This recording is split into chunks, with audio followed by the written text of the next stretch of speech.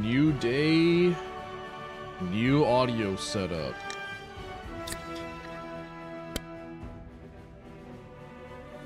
Cheers.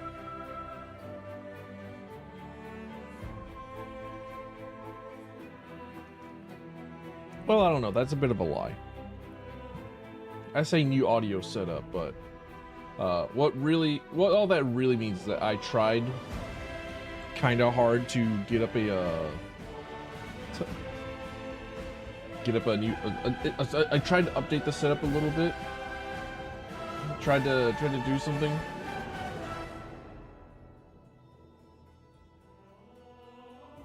And it ultimately failed.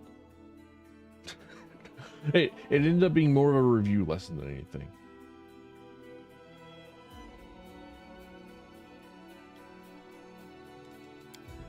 Alright, if I clicked continue, okay, alright. I was running the wolf pack again last time. That's what happened. Okay. Just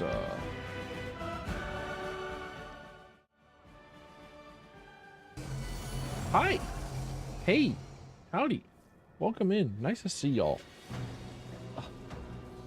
I'm actually like a little bit sad about the horse. The horse is like super dead. I'm just like sitting here thinking like, huh, what other like, if it wasn't for the fact that I would have to like redo all of my levels, I'm kind of considering just like going over to like the Pathfinder guy and saying, hey, can you retrain me?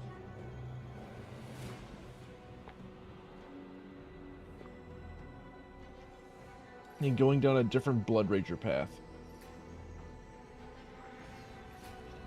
And also putting some points into my charisma. Because apparently I need that for the spells. Unless... well, no, I do need them for the spells. Like I would need to have a 14 in charisma to be able to cast all of my Blood Rager spells. But like, why did I choose Blood Rider? Oh yeah, I chose Blood Rider because of the... I'm just like, yeah, you know what, Animal Companion, yeah, this sounds fun. Not knowing that they would be level 2 in a level 16 area. And now I just have to like look at my dead Applejack and be like, yeah, you really are dead both here and in the universe, aren't you? Unfortunate. Hey, Kira. Nice to see you. Welcome in. Shake my hand.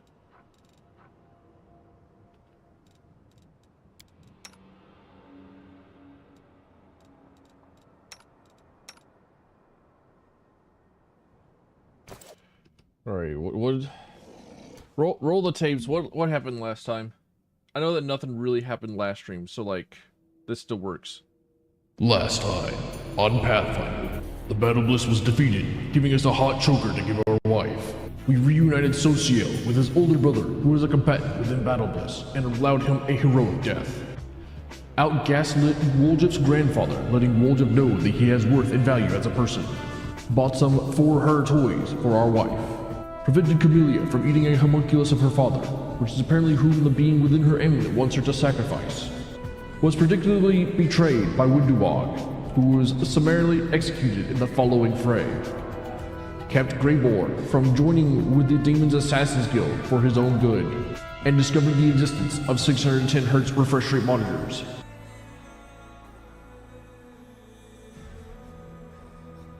Have bad internet right now? Could it be because there are like 14 different like curses of Zeus rolling across the world right now?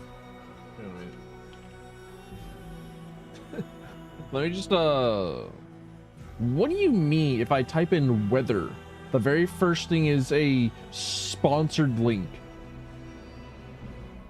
Why is like weather sponsored? Excuse me? Oh god. Oh man. Oh. I'm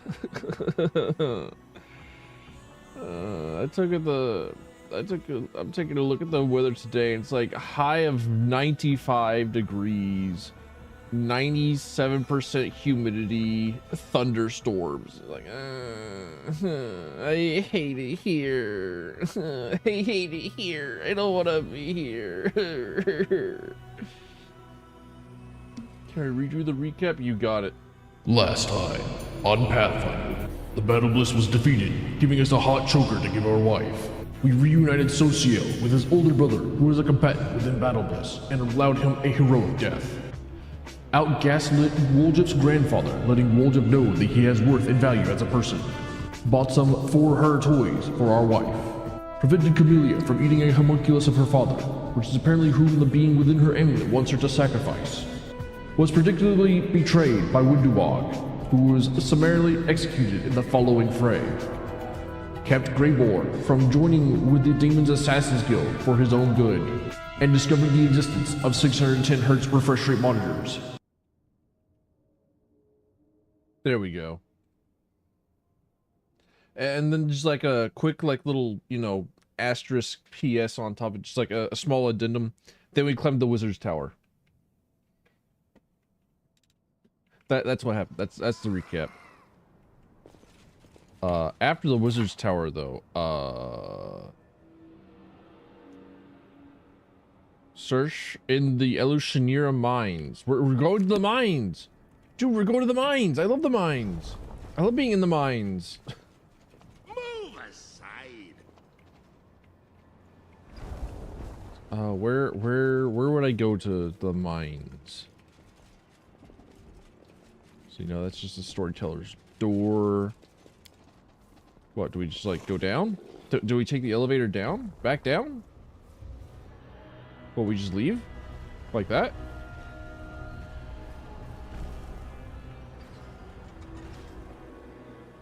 Like this? Like that? Like this, like that? Oh! I forgot, one of the most important things of all to do. There we go. Now I don't have to wait 10,000 years for them to move around the map.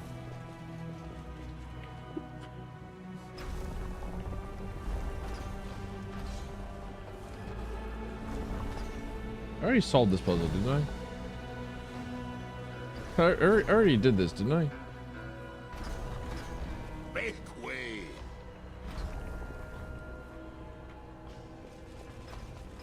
No. Rules I are made to be appreciate broken. privacy. Ugh.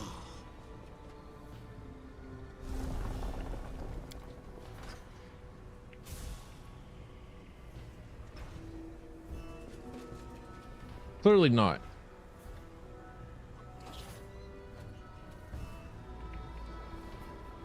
Much longer, I wonder.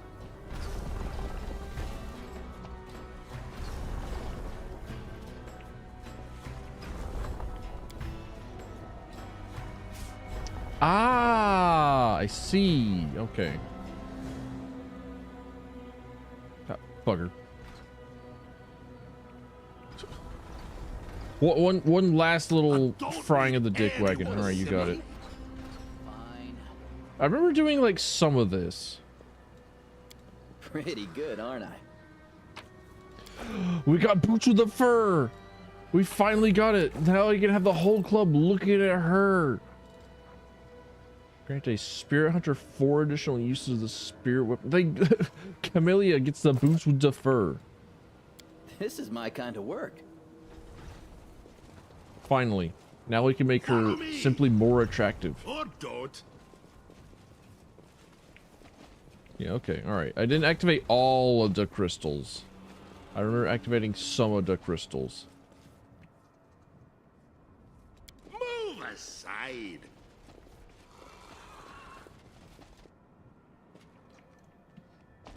Poor old Bismuth. To the upper city. Now, if we go to the upper city, do we get to go to a place that makes sense? And by a place that makes sense, I mean, is there like a to the mines? or do I have to like go to the Nexus or whatever? We get to go to hell. We get to go to the Abyss. I think the game makes a very, very great distinction between the Abyss and hell. we are in a hell analog. This is true. We did have a visitor from hell. We did have a Mephistopheles come up to us and say, "You're very dangerous. We possibly need to kill you."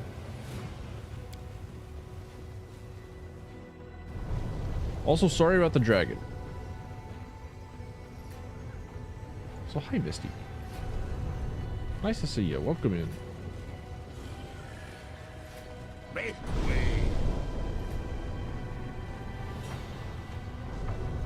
Most importantly, in hell, we get to see, like, wait, the lady in shadow does not hesitate to remind her. You're telling me that I've been ogling and ogling and oohing and awing the waist and like hips of the like lady of the whole damn city? Oh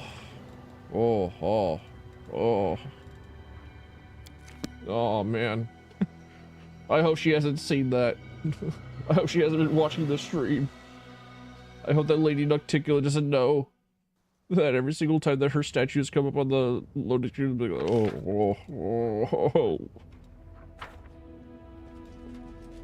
Storytellers comes. The crystal should be somewhere nearby. Yep. All right. The crystal should be somewhere nearby. The crystal should be somewhere nearby. I can only imagine. Where could these purple Nahindrian crystals be? I say while I'm in the purple Nahindrian crystal mines. They're depleted veins.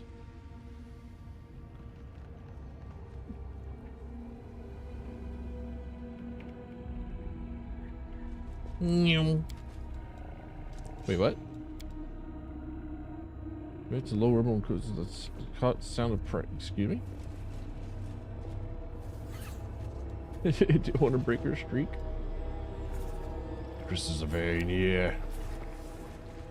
Uncover the camouflage tunnel. Follow me, or don't. Loot. Belt of the venerated champion. +6 constitution. Close ranks. Ah, and the evil rocks. I can't believe it. Go, my wife. Kill the evil rock. Actually, just the child. She really died. Why would they do this to her? Petrify, petrification, break enchantment. Got it. Cool. Tell Bismuth you love them. Bismuth, I want you to know that there's a magical horse creature in real meat space that loves you. They send their wishes. They send what's the like the blingy cards? Like the bedazzling cards? They send you a glitter love bomb. Excuse me?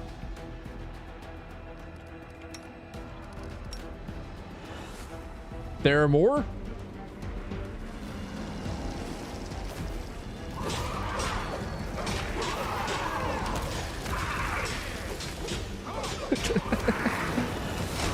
Oh no, Darren died.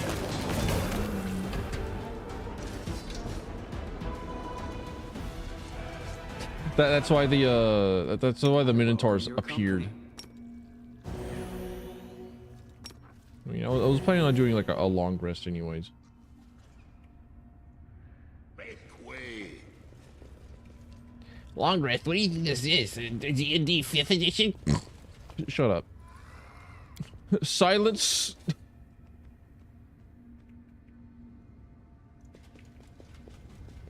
Speaking of D&D, I was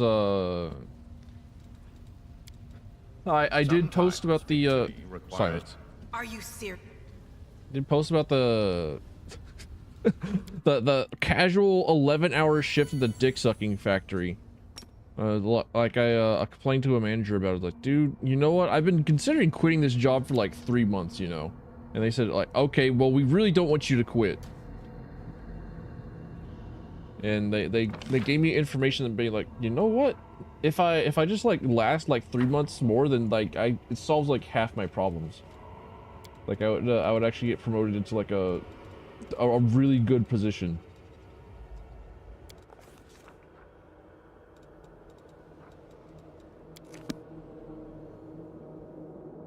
But she said, okay, well, instead of quitting because you have to do the work of 3 people on the fucking regular because of significant problems due to personnel and equipment manufacturements, would you like instead to have a vacation next week?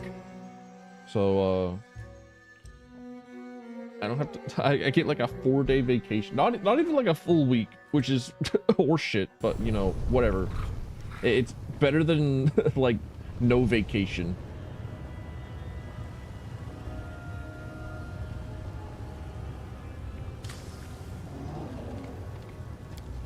It's better than 0 vacation and I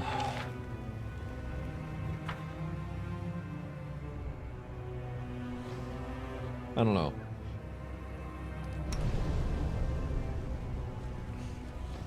So I think that like on those days I'm just gonna like sit at home and I'm just gonna like write. I've been feeling an incredible urge to just sit down and just like start writing. I've had like this idea for a short story that I've been wanting to write for like months now, and like, you know what, I finally have enough in my brain to like figure out how to tell the story that I wanted. And then I've got like 3 different campaigns that I've wanted to write for D&D, but I just like haven't, because I don't know, I have problems.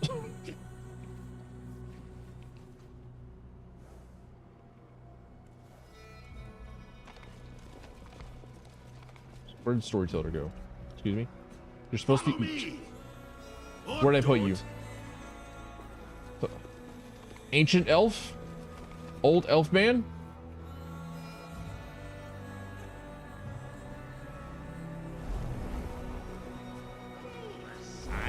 Where have you gone? Oh man. Give the crystal to the storyteller. Yes. Right. The storyteller. There, I had to open up the door for him. Okay. Take this crystal. Tell me what you see.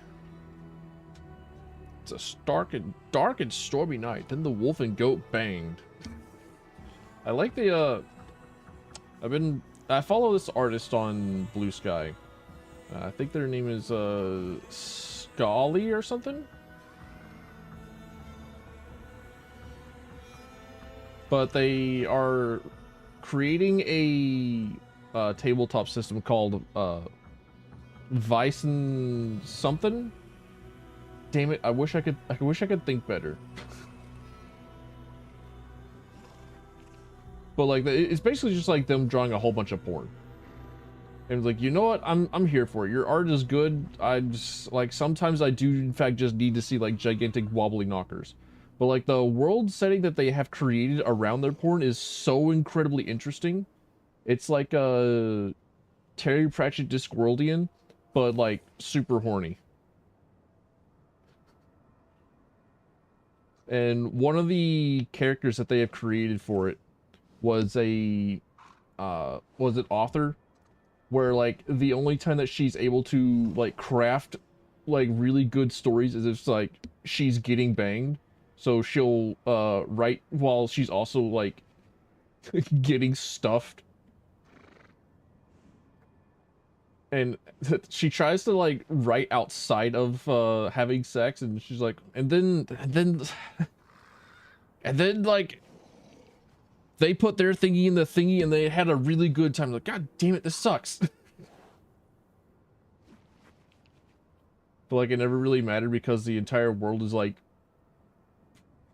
simple and horny, and like that's about all that it really needed. It's like she was going so over the top to try and like craft a good story. It's too late. I've already started scrolling Blue Sky trying to find one of their posts.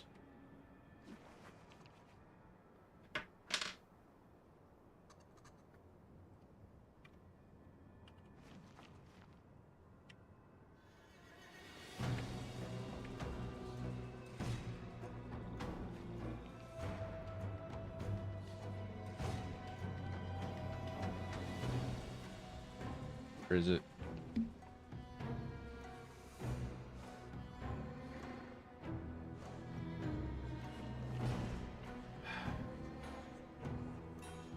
It is. Vice and Violence. That's the name of it. And I was right. Scully. Sick. But then in order to like find the character that I'm thinking about, it would require me to scroll through like 10,000 other posts because like I forget that they're very active in their development of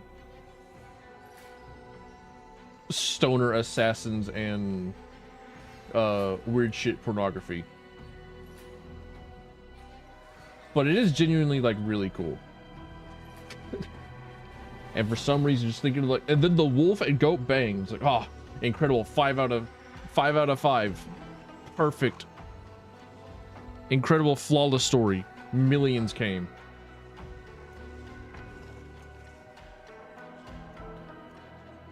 The storyteller takes the crystal, and his face becomes twisted with evil rage, and a screeching cry bursts from his lips. A bloody stain spreads across your chest, and the storyteller's visions once again burst into your mind, just as they did in Canobras when you handed him the stone chisel. My wings take me higher and higher, steering storms. But even they cannot disperse the ball of darkness hanging in front of me. Stupid little maggot, you think you can fly as high as me? My cheeky opponent does not answer, and the wound under my heart continues to gush streams of blood, tainting the feathers of the black bolt and dripping into the dark waters of his Shia. There's something wrong with this wound. My strength is dwindling too quickly. This means there is no time to waste. I will grab her, scrunch her up, cut her with my claws, and throw her into the very bottom of the abyss. Quickly changing the direction of my flight, I rush forward and hit the center of the dark cloud. Well, where are you? My chest is thrust forward, ready to take any blow, and my claws are cutting through the air, but she is not here. She has deceived me. The dark cloud was a fake. Where are you? Her triumphant laughter echoes over the black ocean. So insulting, so insolent, so impetuous. Someone catch that laughter and choke it. Failed a will check. Ah, shit. You seem to be feeling the storyteller's raging emotions. They fill you with confusion. You shiver and lose your balance. The chaos in your head tangles your thoughts into a dense, discomforting ball. Dude, I failed this by like 1. One Storming Night, the anime? I don't think that I have.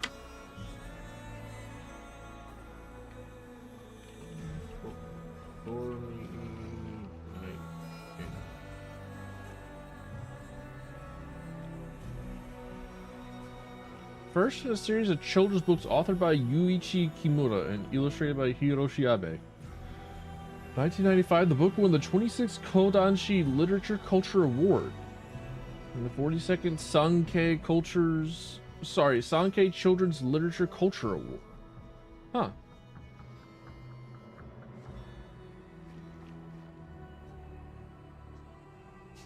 I'm looking at like the first couple of images and like, oh, so this is Warrior Cat's Japanese version. First impression.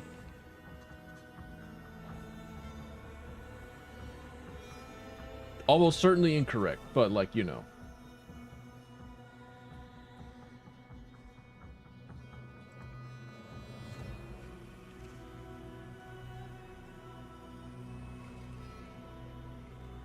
Gay undertones? Hell yes. Show the children the gay, they need it.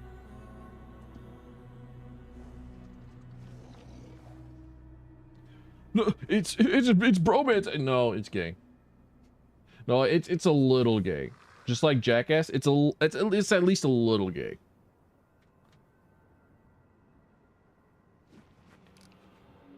So who are you?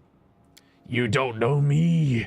I am the demon lord Alanithia, lady of harpies, sweet-voiced mistress and seductive peril. My wings can embrace a mountain, and all in the abyss know my name. Who are you fighting? That pathetic upstart Nocticula. She attacked me without warning and wounded me, and now she is hiding in her shadows, thinking she can get away from me. Your pathetic leather wings can't compare with mine. Big gay for a big dude. Let's fucking go, dude. Big gay, big dog. The amount of gay that is contained in this. What are you fighting for? For power, for my superiority, for the right to fly over these endless waters. For the right to clear off whatever's going on in my glasses that makes them constantly fog. What is going... Oh, wait, that's right. Oh, yeah, that's right. I would sometimes wear my glasses whenever I play on VR. My phone's going off.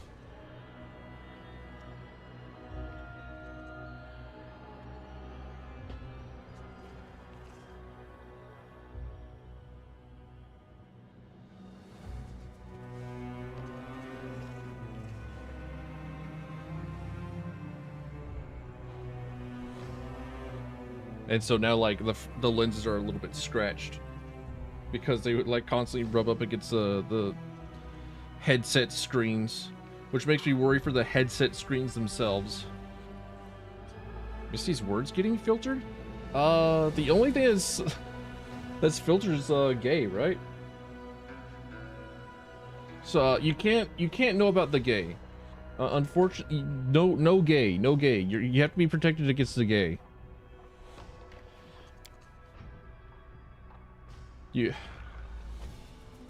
The filter you see.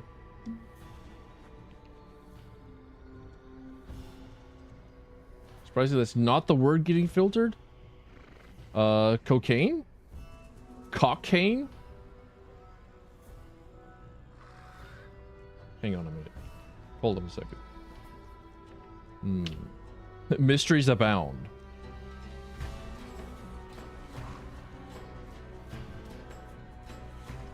So, how will your fight end? Storyteller's voice changes. You hear a death rattle. She will win. Overpower me. Weaken my spirit. And my body will drop into the waters of Ishia. The elf's voice becomes lower and lower, becoming denser and stronger, like a stone that has decided to talk. From now on, I am blood. I set and thicken. I grow firmer, stronger. I crystallize, gain edges. Power lies dormant in me, and I lie dormant in the dark. Succeeded at my will check. Let's go, dude. Neither variation of cocaine got filtered. Damn. Show me on the chart which words are getting filtered. Had a run-in with a Karen today. I'm so sorry to hear that. I'm sorry for your loss.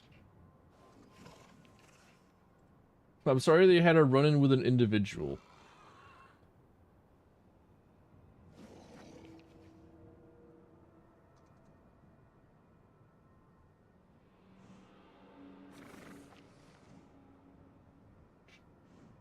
Just trying to take a shit. Well, fair enough.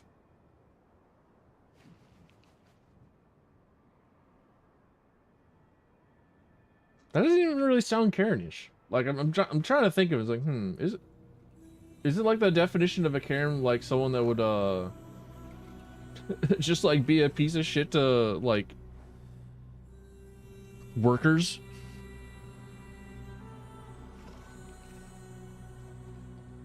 That's the joke. Damn. Joke assassinated. Joke failed. Autism rules again. I thought I defeated autism. I thought I already did it. With the post of the like, hey, is that raptor a boy? Is that raptor a dog too? Or the Scott Pilgrim energy. Then it's like, and somehow autism returned. Just letting you guys know, anytime that I see like a simple lol or LMFAO after I like say a joke, it fills me forever. Every single time that like I post something and someone's like, dude, that's fucking hilarious. I go in on like it serves me for years. Cause I'm not normal. It's like posted a joke in the Goblin Discord. Made a whole fucking meme. It's like, ah, yes, delicious.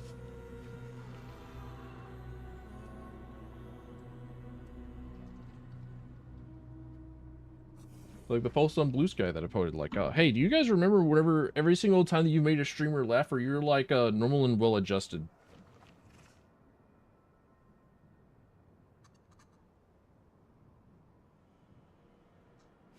Did you steal my car? Yeah. Boomer jokes I can get. I think my favorite version of that joke is that one where like a streamer was talking about like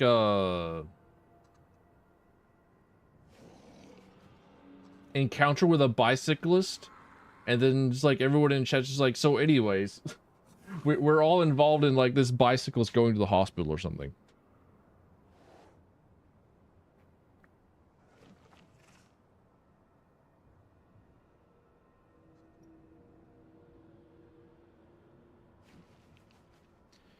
A dark, heavy stone slab seems to fall on your back, but this is not enough to break you.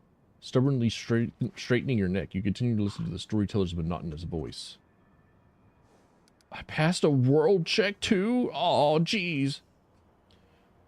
Are you the island of Alanithia, the one Elucidure is built on? Yes. My body became stone. My flesh turned a firmament. Then the power hidden in it made it expand and swell, become big and round. I am the island and everything hidden within it. Cool. So where our mythic powers come from the body of a demon lord. And there's an entire island that is built on the blood of a fallen demon lord by that was killed by Nocticula. Got it. What happens to you next? You will take me out. Your hands will take me out of the cavern. The storyteller's voice calms. This is where the road to the past, the one open to me, ends. It leads to this very moment, but I see something else. A future, a possible future. Droplets of spittle fly from the old elf's mouth. His speech becomes furious and garbled, his voice trembling with tension. Yes, the crystal is huge. She is implanting it, sewing it into my living flesh. My flesh, and it oozes power, soaking my flesh and blood.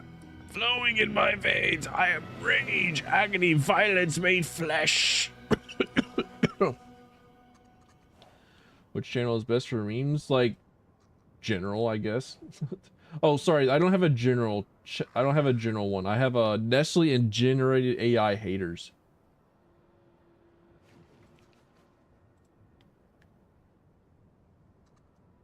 It's like, yeah, just post it whenever, man.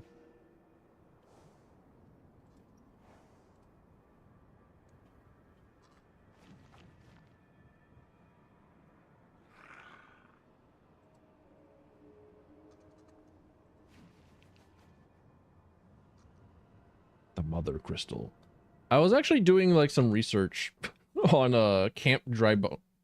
There you are. Camp Drybone, because like if you remember, I was talking about like, oh yeah, you know what? I'll just like take the time to make a Final Fantasy T20 session. And I wanted to have it set around in Camp Drybone. And it made me realize like, oh yeah, there's still yet so much about Final Fantasy 14 that I don't know. just like yet more that I need to get. Just more that I need to study because of my my previous sins of skipping through the story. I'm just like looking through like just Camp Drybone. I logged into Final Fantasy 14. I was like, huh, you know, I could work with all this. I could work with just Camp Drybone. I could do some stuff here. Train scenes and everything. There's so much setting just here in this small desert area.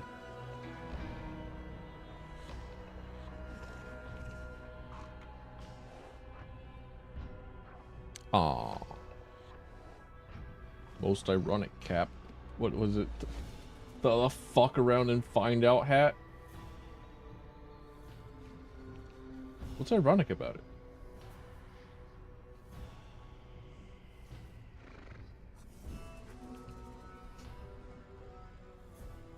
Oh no, I'm thinking too much about it. Oh no. Sat across from I don't know them. They look like old white guy. Slightly like I don't know, Gordon Ramsay? Some sort of a different Ramsay vat creature. Oh, is that Chris Hansen? Huh. I thought that Chris Hansen was was like shamed. And that he was like dispelled from like the human race. I thought that he had like one small cultural impact, and then afterwards, after like fucking it up too much, he just like said, you know what? It's time to expel you into the great beyond. And he was just like never brought up ever again. What do you mean he's still around? And I guess doing the same stuff.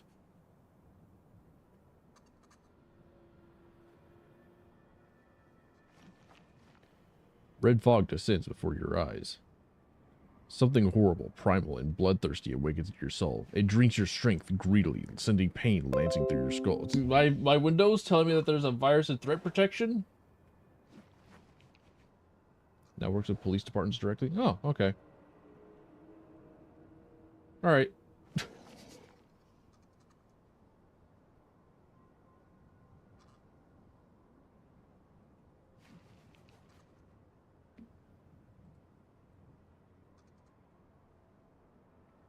Either way, I haven't like kept up with anyone, I don't think.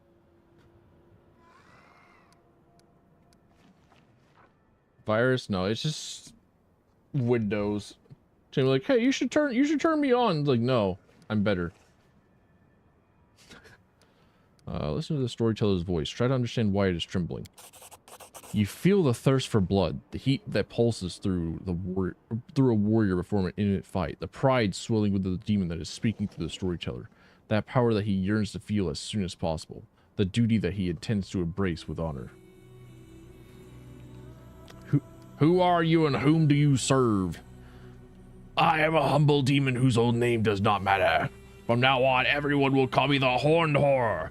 Lady Hepzibah would lead me into battle where I will crush her enemies. No, I will destroy them with my horrifying grunting that will rip their pathetic flesh from their meager carcasses. Now, who's implanting the crystal into you? Mustafa, that cunning one with the snake eyes. One of the fossilings of the upstart of Rilu. My mistress Hepzibah ordered him to do it. She has many such crystals. I am not the first nor last to have had this done to them.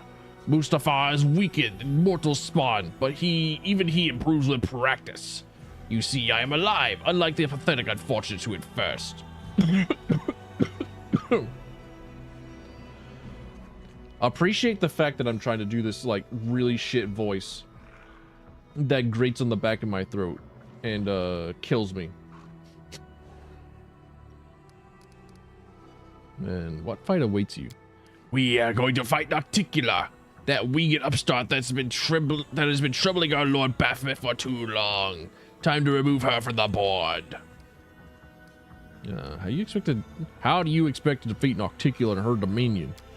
We have followers in Alushanira. They will strike from the inside, cripple her, and drain her blood. Then our army will bring down all its might given to us by the miraculous crystals, and Nocticula and her pathetic servants will fall. That's enough, storyteller. His vision fades, and with it, the terrible heat in your chest. The old elf comes back from his dream with a helpless sigh. What a horrible vision. I am completely exhausted. I never expected to touch the memories of a fallen demon lord who had never found peace in the Rift of Repose. So little guy, it's me. I'm little guy. Hi. Hi. Hi. Hi. I'm little guy. Shared a vision with you again. Like when you brought me the stone chisel and candelabras? Strange. Could it be that those two objects are connected to each other or to you? And so the crystals are demon blood? Yes, hardened blood in which the spiritual power of the perished demon lord is sealed. In this case, the power of Alanithia, who was killed in battle and locked in her own remains in this unusual way. Okay. I thought that it might have been the case that it was a demon lord, because I did play the DLC, the Midnight Isles, and you get the you still get access to mythic powers, which I thought was strange, but I guess makes sense. It's like, okay, yeah, sure. Like, it's you know, they're in the video game, might as well.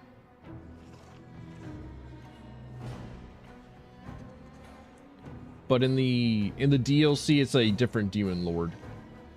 Where like the helmsman is like the old spirit of someone else, some other demon lord. I can't think of their names. Not Elenithia.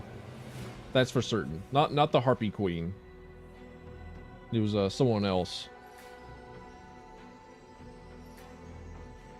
So this city is built on Alanithia's corpse. In a manner of speaking, yes. After the spiritual power of Alanithia did not go to the Rift of Repose, Nocticula began to transform her dead body, forcing it to expand and assume a more solid, static form. I can only guess what a nightmare this imprisonment was for Alanithia's spiritual essence. Well, how can this stone grant powers? I suppose that it happens as a result of some merging process, after which the unspent power of a demon lord will literally flow into the body of the one who uses the stone. And what is the Rift of Repose? That is where the souls of the fallen demon lords go. After death, they usually return to their own abyssal realms. But if death finds them again before a year passes, the abyss dumps them in its cemetery.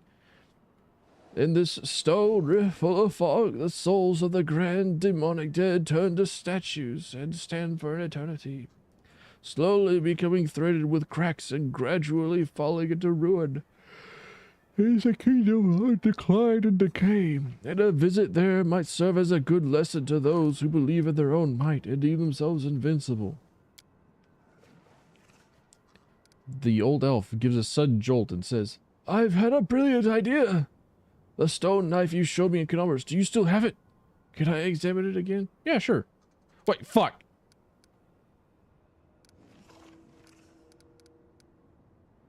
Never mind. The other option was, I won't give it to you. I need to replenish my supplies. He sells stuff now? +4 insight to AC against dragons. +5 chainmail. Suffers 10 or more HP from a single range attack. The game of +1. The next way attack goes. That's pretty good. That's really good, actually. I think I need those diamonds. The Nordic Welcome. Wielder of this +4 icy burst throwing axe is seen first time the enemy suffer minus and becomes slowed.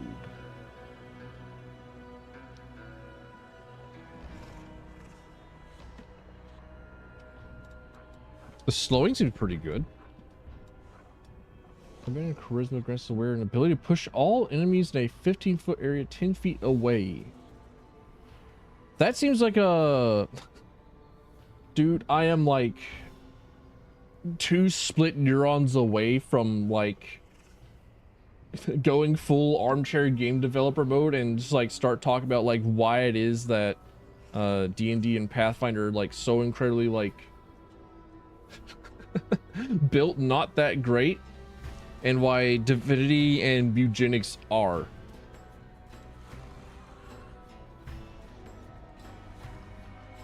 Where this ring has the ability to cast spells spontaneously, grants the ability to cast the Ice Storm, Cone of Cold, Cold Ice, Ice Body, Polar Ray, and Polar Midnight. Okay. With unarmed attacks.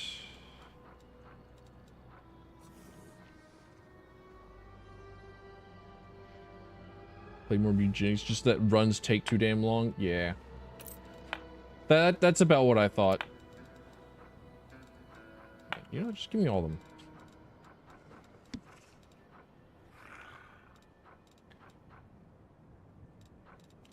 Do you have any other scrolls I could possibly... Does...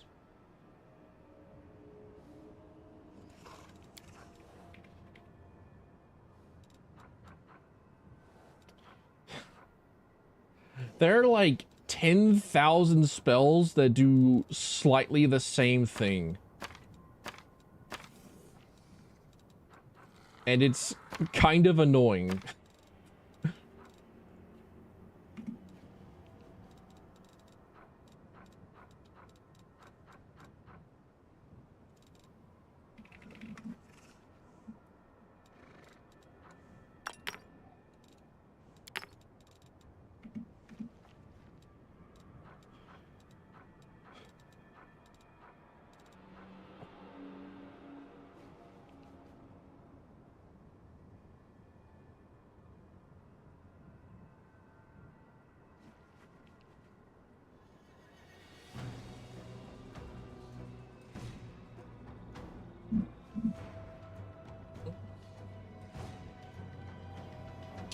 You know, I think that actually does give like more AC all the time, because the it's like a 11 base AC, but it gives you like dexterity bonus AC as well.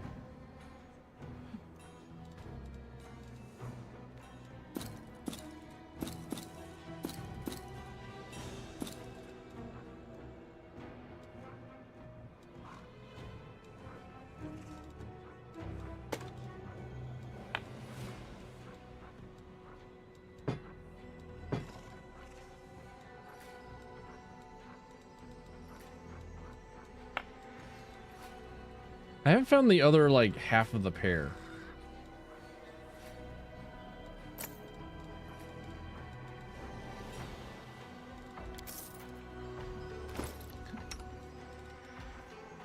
Yep.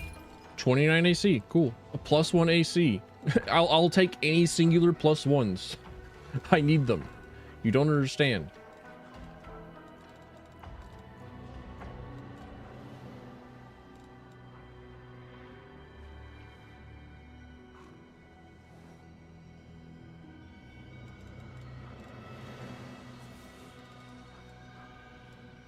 Yeah, like, runs take forever in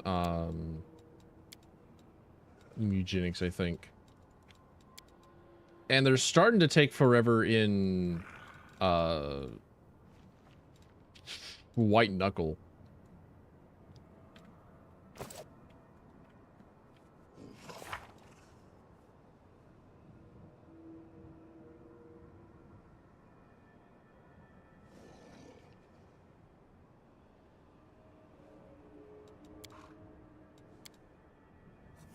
I still don't know where Demalchio's mansion is.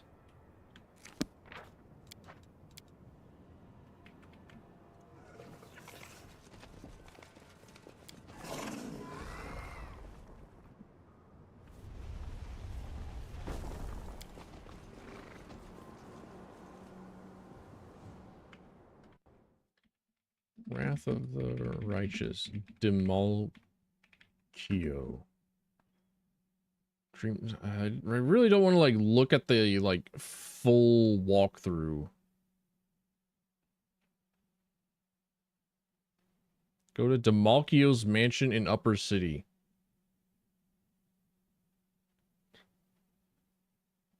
All right, so there is just like a place called Demalchio's mansion in the Upper City. All right, got it. Make way. Ask Luigi, he knows about mansions. Mario? I haven't played any of the other Luigi's Mansion games. I've only played the first one. I feel like I'm missing out. Because I think that the other Luigi's Mansion games are probably really good.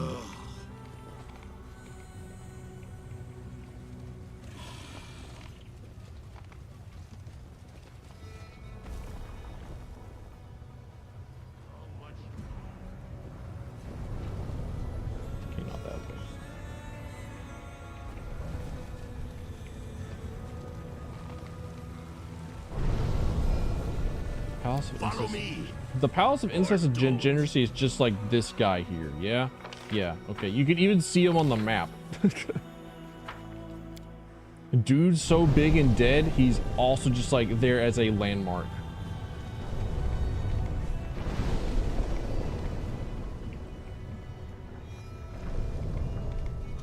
I sense something.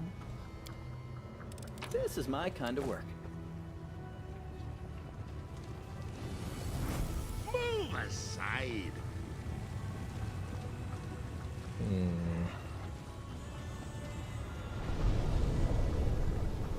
The abandoned mansion. But the abandoned mansion was for Woljif, yeah? That's not Demalchio's mansion?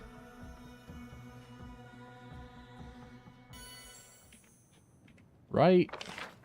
Right. Okay.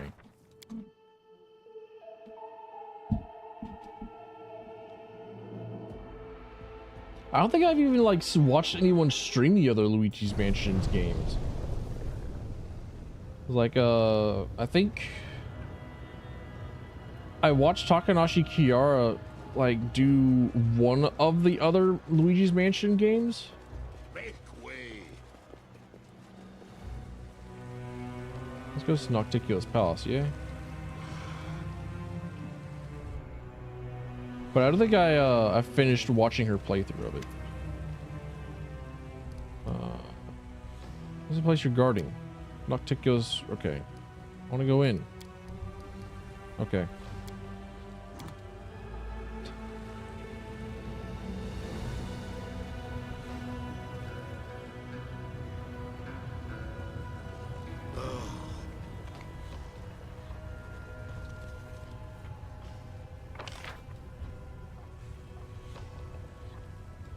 Yeah, I never finished watching that.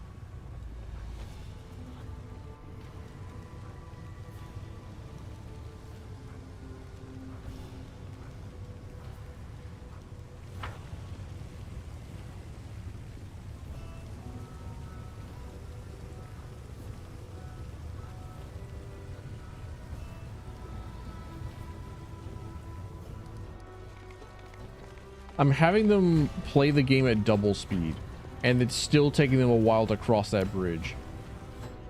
You mean that, how much time could I have possibly saved by running this game in double speed this entire time?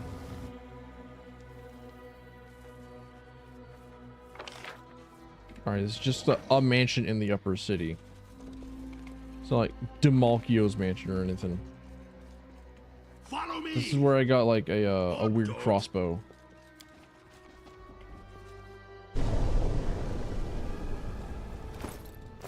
I was about to look at my inventory for barding. I was like, wait, I just had my like horse be unarmored this entire time. Aside. It's right there. Here it is. I found it. I'm here. Demalchio's enchanted mansion.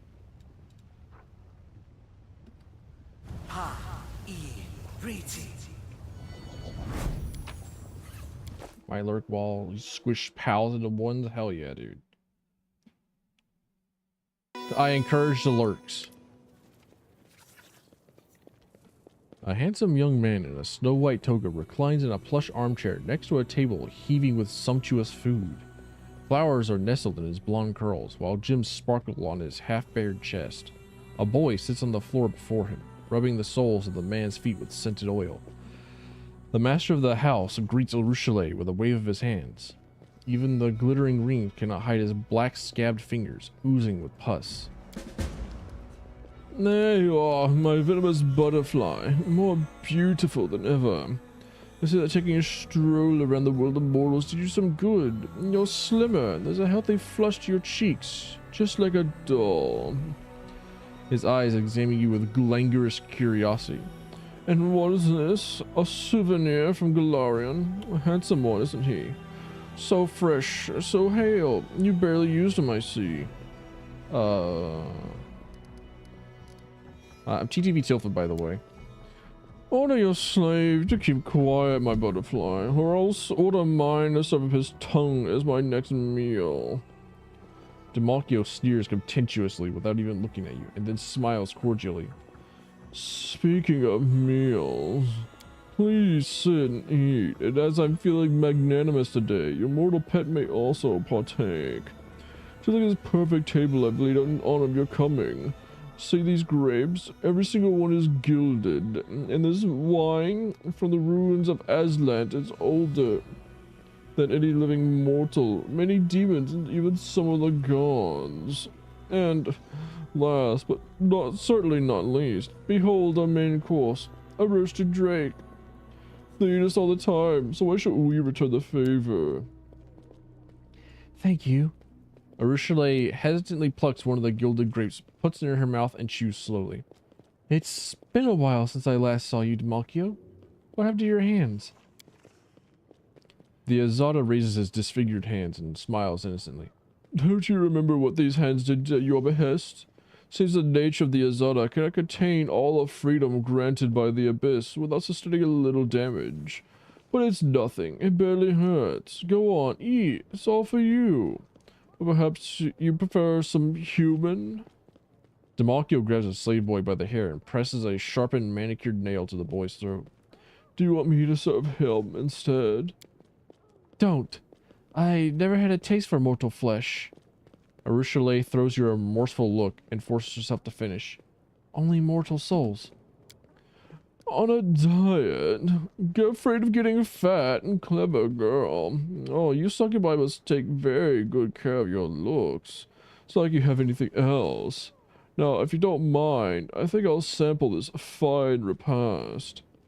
He picks up a piece of meat and chews on it with great relish, then wipes the grease and pus oozing from his hands on the boy's hair.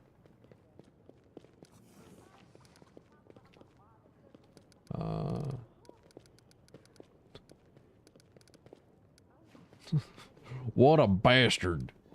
He wasn't always like this. Demalchio, I've come to ask for forgiveness. I did this to you. I turned you into this. It's my fault. Fault?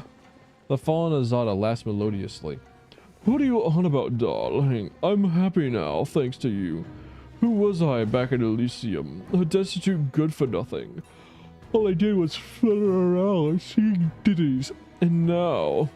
He gestures around the rich interior with his disfigured hand. I've got everything I could dream of. Treasures, a slave, the very best grub. I sleep in comfort and with whomever I want. They respect me in the city. I open my purse and they prostrate themselves before me. All my enemies are gone now. What else is there to want? I'm happy. This isn't happiness. Is it not? That's news to me. If having all your dreams come true isn't happiness, then what is? Fine, let your mortal pet be the arbiter. You there, human, what say you? Am I happy or am I not? Me going up to fucking anyone that's gone to like one of the mega millionaire homes and been like, you know what? This place kind of sucks, actually. I feel sorry for you. Haha, that's a good one. This morsel of mortal meat takes pity on me. I buy and sell dozens of you every day. I remember what you were when I first met you. So brave, so kind, so inspired, and I ruined you. Forgive me. All you did was teach me what life is all about. I didn't find it amusing back then, but now I understand your valuable lesson. The old me would never have achieved what I have now. I didn't even have desires as such. What did I want? Justice, freedom, sugary froth, that idealistic drivel. I should thank you for opening that milksop's eyes. Instead of replying, Rushale begins to hum the Song of Elysium. Ugh, enough! Stop that! It's making my head hurt. You want some music? Here's some real music for you. Hey! Demalchio claps imperiously. 3 scantily clad succubi enter the room and start playing musical instruments. They have too much clothing to be scantily clad. Scantily clad? That's fucking Victorian, are you kidding me? Do you recognize those dresses? You wore the same one that night you dumped me for the first time. I bawled like a simpleton, but it doesn't matter anymore. I'm always merry now. Every time I bend one of them over, I picture your face that day. Hey! Demalchio angrily turns toward the succubi. Which one of you is out of tune? Hey, you, what am I paying you for? To ruin my strings? Give yourself 20 lashes. The succubus produces a whip. Demalchio grins lasciviously, his eyes darting from the musician to Rushale and back.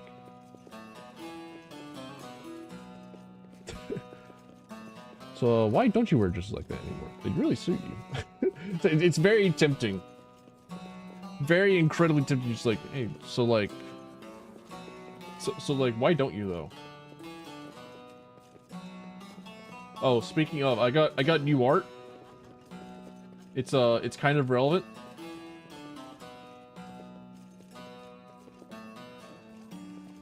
Ah, shit. All right, it's transparent.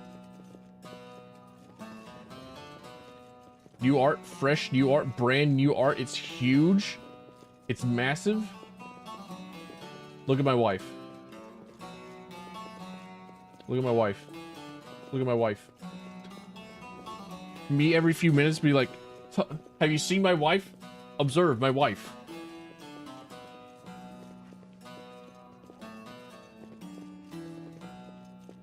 It's my wife.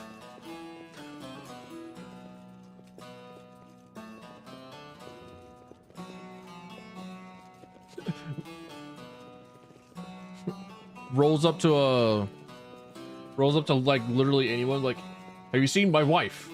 Introducing my wife.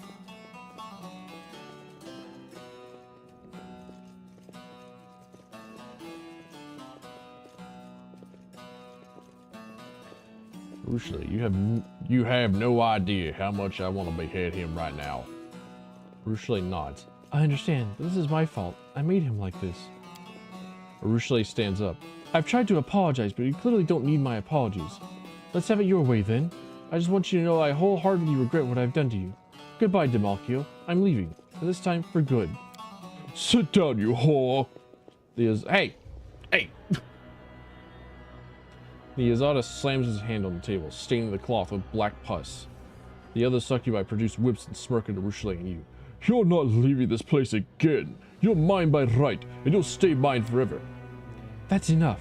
I don't want to kill you. There's no need to fight. Let's go our separate ways and not hurt each other anymore. Desna knows we have enough of that already.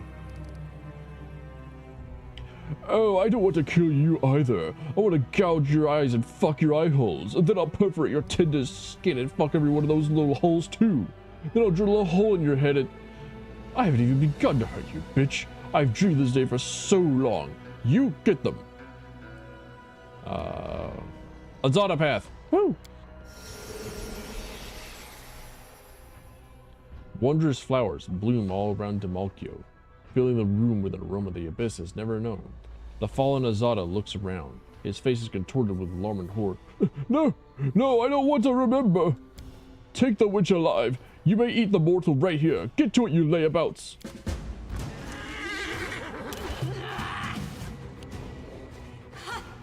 Disarm. Confusion. Minotaurs, go. Go, my cow people. Damn. All right, who all's confused? Raise your hands. Woljif. All right, not my wife. Good.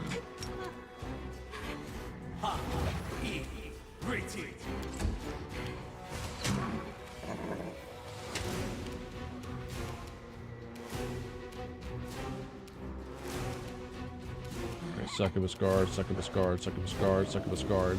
But not him himself. Alright. That's fine.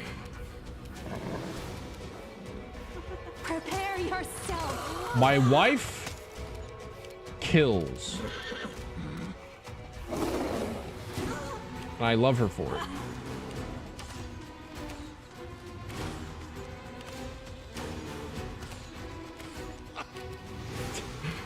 Radish, I forgot entirely about your existence. Go.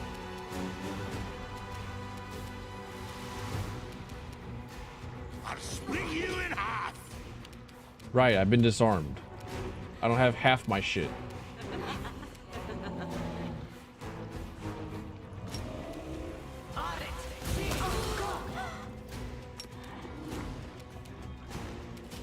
I'm reduced from 7 attacks to like 3. Claw. When do I get claws? When did I grab claws? Why do I have claws? Excuse me?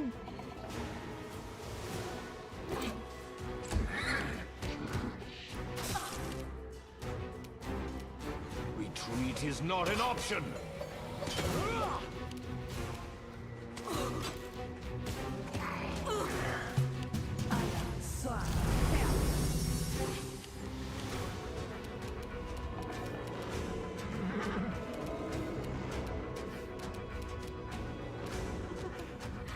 You know what?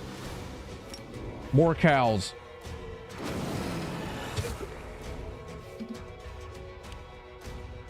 More evil cows.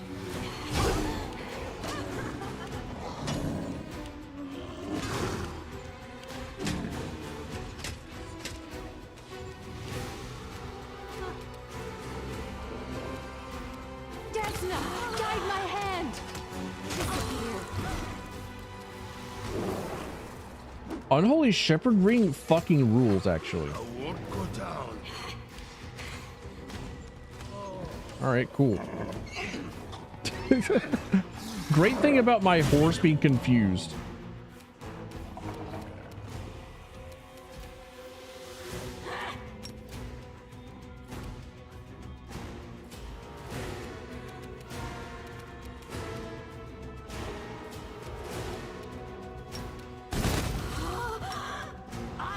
Every single time that he does an attack, I don't have to worry about a damn thing.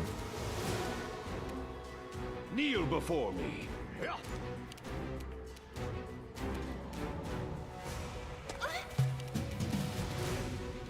All right, let's see.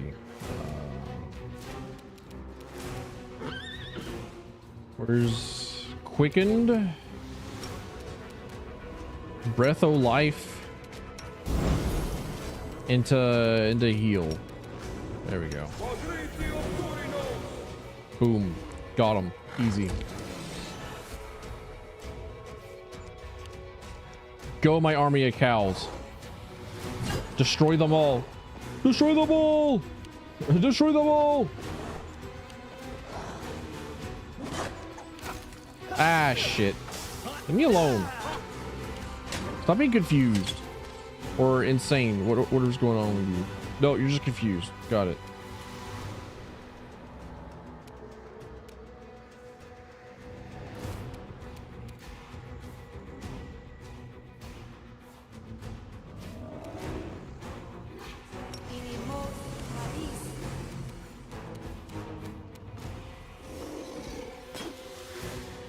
Onward, young bismuth.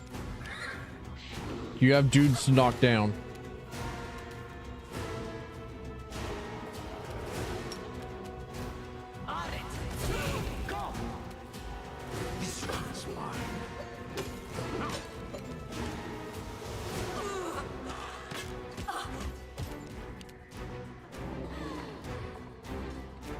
Nah, man, I'm not hasted. I don't have the movement speed. Come on.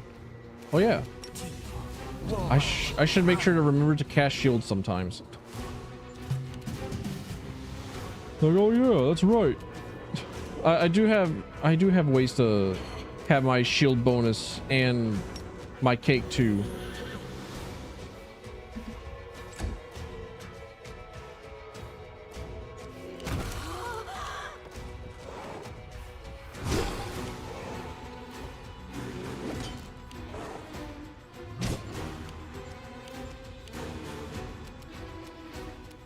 Make your peace. What? Wife, you had like 4 other attacks. Come on. What's wrong?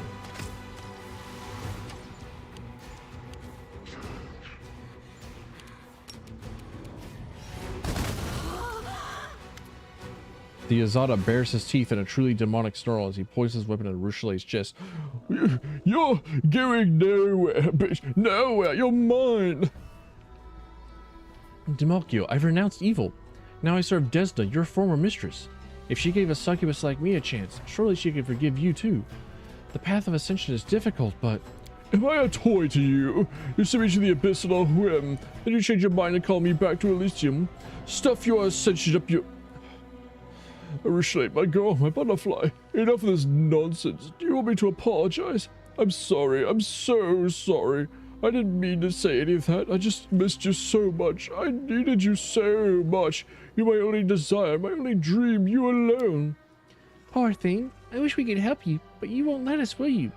You would rather throw yourself on our blades and let us heal you. Poor thing.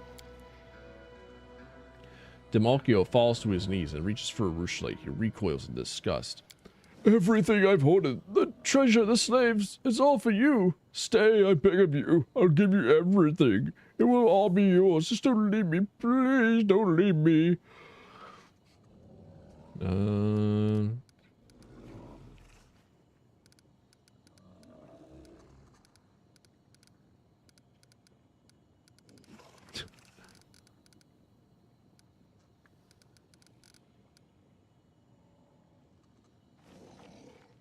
I'm not going to give him like even the hope of a chance that he might be coming with my wife. Excuse me? Like, no.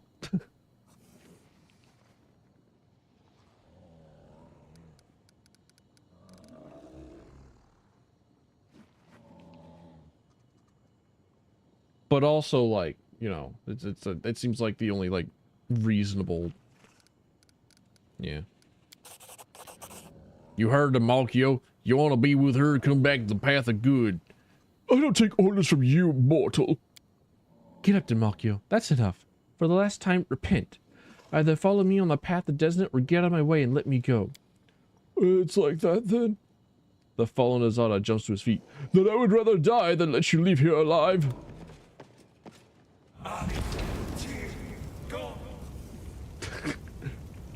Alright. Ah, shit! I didn't see the succubi. Shit.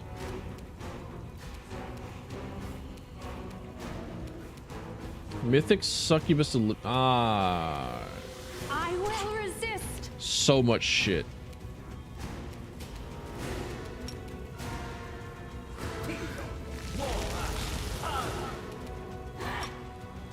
Nyam.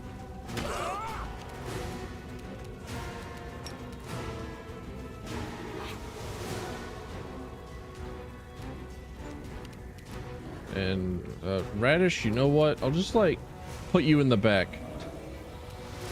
Like the place is on fire. Just go back there for a bit.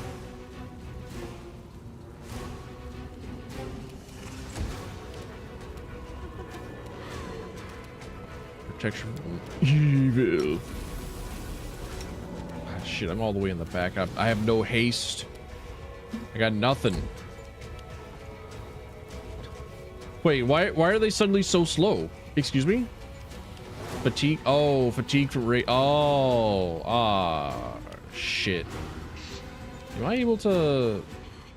No, I'd have to like do that whole entire previous encounter. What?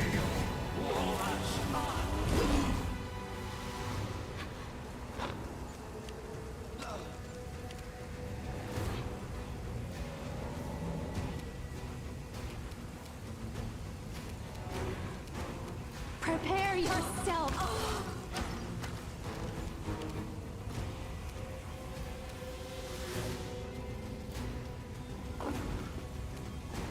You have stone skin, right? Yeah.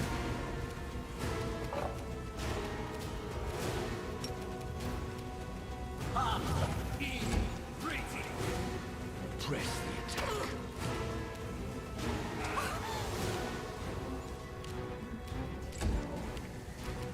That succubus will stand back up again, yeah?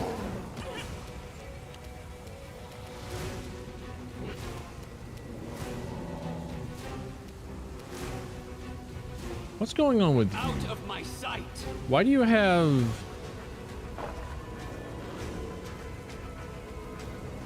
all attacks and 50% miss chance. Immune to cold damage. You take a die 6 sonic damage per 5 cast levels of the Azada. Cool.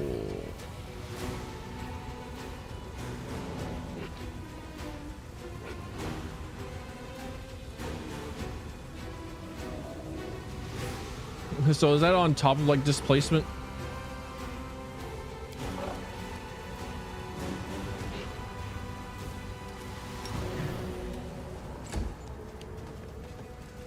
Go my slow moving cows.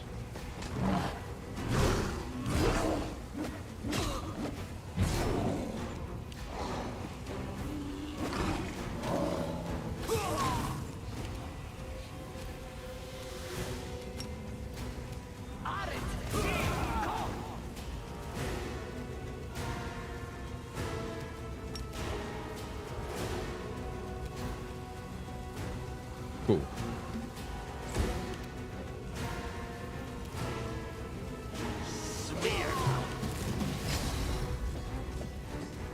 Lamau.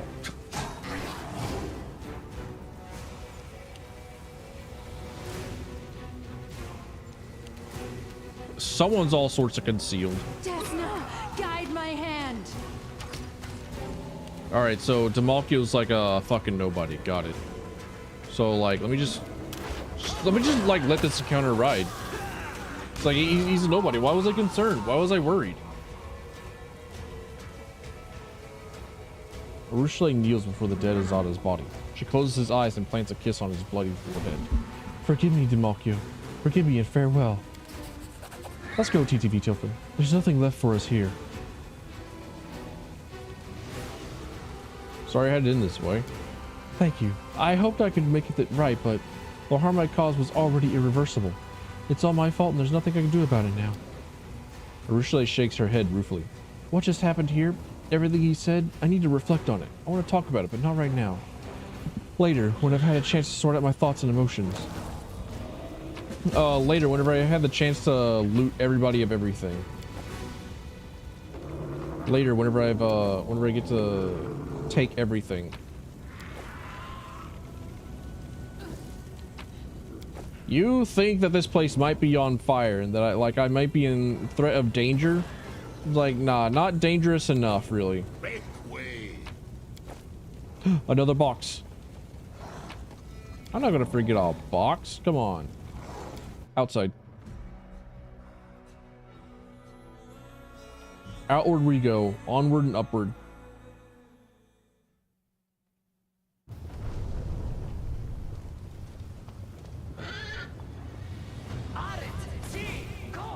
I was gonna say something ridiculous like, wait, that's not the same entrance that that's not the same door that I went into. Because you know, you go into that door and then it takes you to like where I started in. And gloves of monster protection. Summons a creature. That creature gets spell resistance 21. You got any gloves? No? Hell yeah. Time to make the Minotaurs better.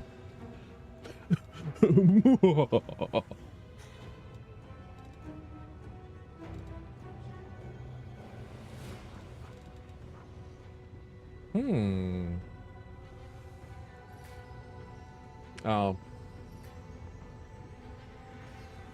Well, you know, actually. I saw Spear's like, oh, that's for TTV Tilfa, by the way, the Spear guy. And saw that was like, oh, it's just like a spear, it's not a glaive. It's +5 Thundering Burst Spear. All creatures summoned by the wielder deal additional die 6 sonic damage. So, like, it's even better.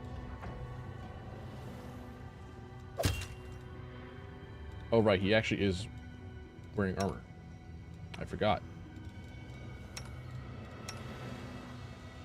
Woljif already has armor bracers.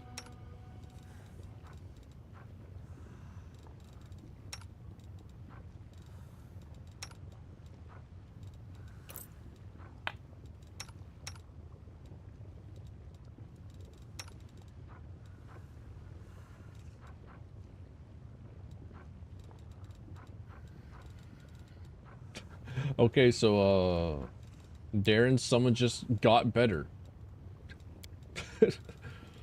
Darren's summons are even better.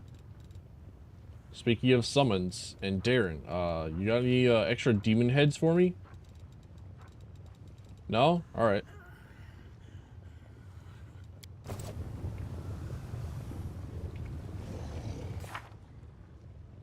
Talk to Demolkio. Done. Okay.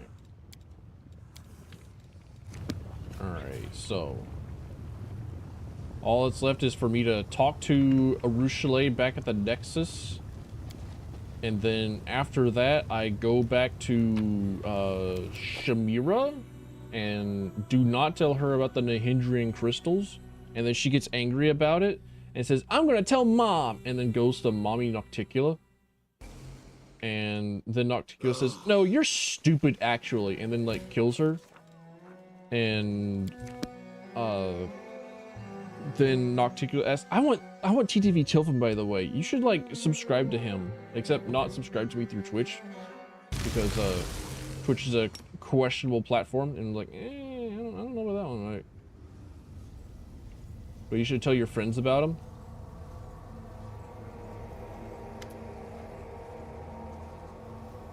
Arushale seems confused. Something is wrong. I feel like I've lost something, or not. It was Desna who lost me when we descended into the abyss. She has been my invisible protection through all these years, and now I no longer feel the divine helping hand on my shoulder. What's this gift you mentioned? You saw it yourself many times. Whenever something threatened my life, the goddess sent her divine butterflies to carry me away. Her powers no longer protect me now that I'm back in the abyss. Can you still enter your dream realm? Maybe. I think so. Arushale pauses, listening to something deep inside her, and then smiles shyly. Yes, my dreams are still there. Nobody will take them from me. Desna abandoned you? No, I desperately hope that's not the case.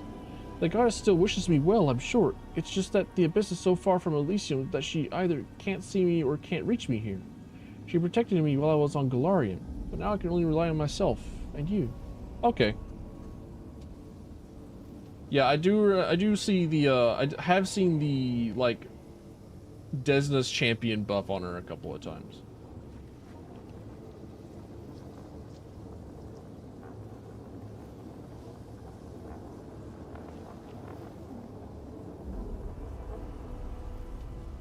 So it just like was there. It's given no explanation, no nothing, just like, yeah, Desna's champion, by the way. You have nothing to fear with me at your side. I know. Thank you. All right. Fair enough. Before we get into the nitty gritty speaking, let me just go use the bathroom real quick. Oh, I'm sorry.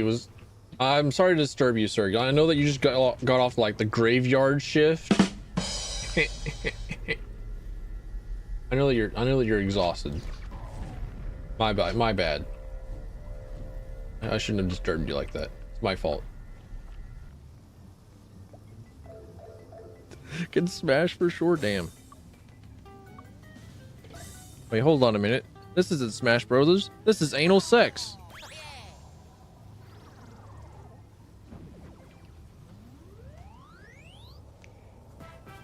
Sujama, Flynn, more rat bites.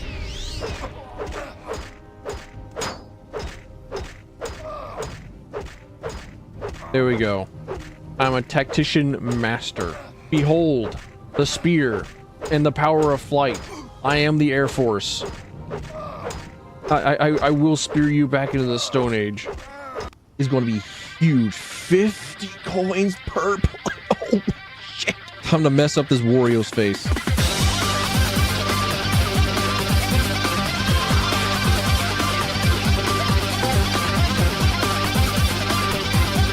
Alright, you can't beat perfection. Oh, I'm rich. Oh, I'm rich. And just as I was saying, you can't beat perfection. Oh, I'm so rich. Oh, my piggy. I'm back. I'm returned. I'm here. If only my, there we go. Tracking. Sick. Oh, my shorts. Shuffle. There we go.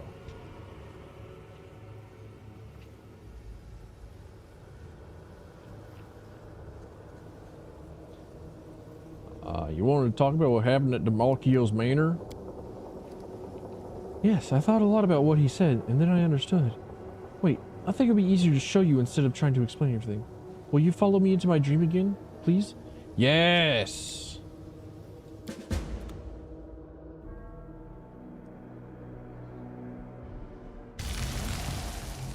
Arushale's dream is filled with smoke. Cold, ghostly fires devouring the dreams of others she has collected. Tears are flowing freely from her eyes, leaving faint trails of soot-stained cheeks. Soot-stained cheeks. Everything is literally on fire. Arushale, I don't get it. What's wrong? I don't get it. Why are you crying? Why are you covered in ash? I don't get it.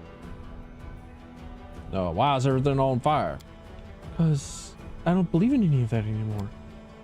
Do you remember what we saw in DeMalchio's mansion? What he said about the dreams coming true? Food, riches, the demise of his enemies? The teary-eyed succubus looks at you. Desna asked me what I dreamed of. I tried to find an answer. I truly did, but look. Are my dreams any different from the desires of demons? What's changed? What's the name of that bird that grabs everything shiny and carries it off to its nest? A goldfinch, right? I'm just like a thieving goldfinch that spies on people's dreams and hoards them away. But doing that hasn't changed me at all. I'm still the same greedy, cruel, lustful demon I've always been.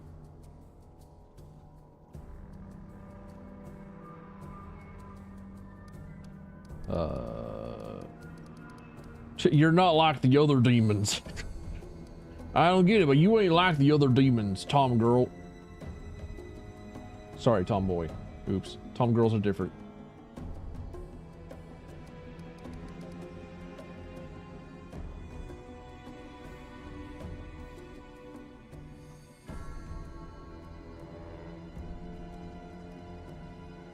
But then, like, you could just spin the "you do good" into like, yeah, they all do good sometimes, and then they lure them back to do something else. It's just a setup. Well, other demons don't dream.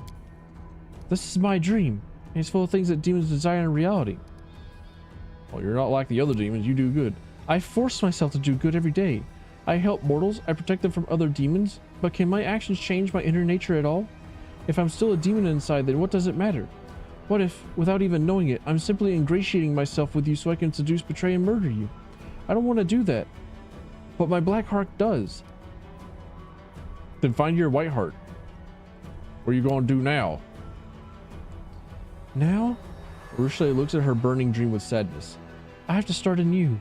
I still have my own dream. I will cleanse it of others' desires and try to find my own. Good.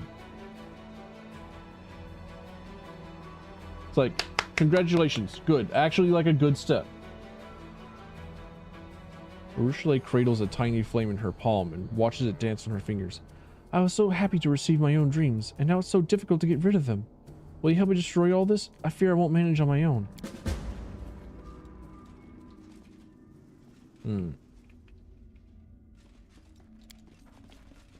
Thank you for giving me this dream. But it isn't mine.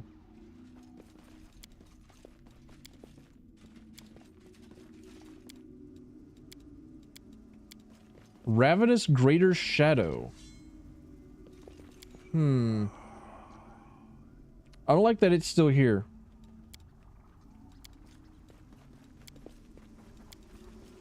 And the Vescivore Swarm? Why?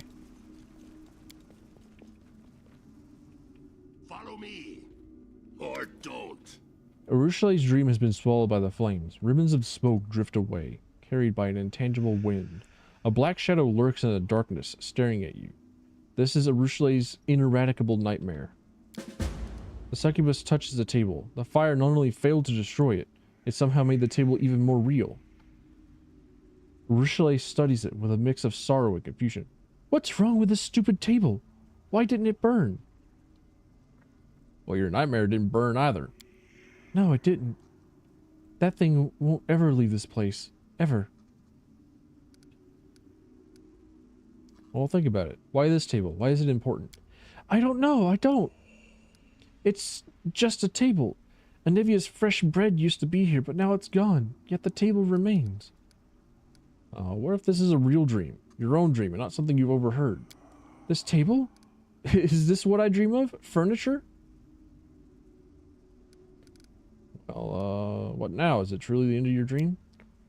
I don't know. I probably won't do anything yet. Everything has burned down, apart from my nightmare in this table. You know, I might just... She cuts herself short and turns away, blushing a little. No, that won't do. Or... I'm sorry, I need some time. I need some time alone to think about it and sort it out in my head. Can we discuss this in a few days? For now, let's just get back to the real world.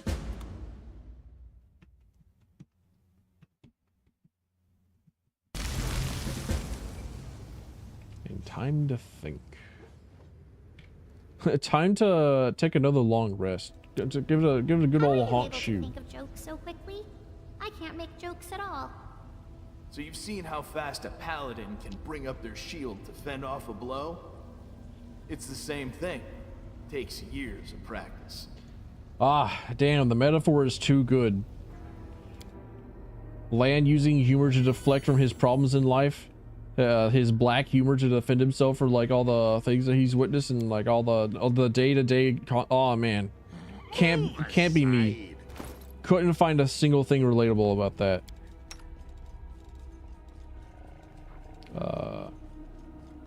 I'm giving my horse a circlet of intelligence. That way they're more intelligent and they have pretty little tiara. What are they going to do with their intelligence? They're going to realize that, oh god, I'm way out of my depth.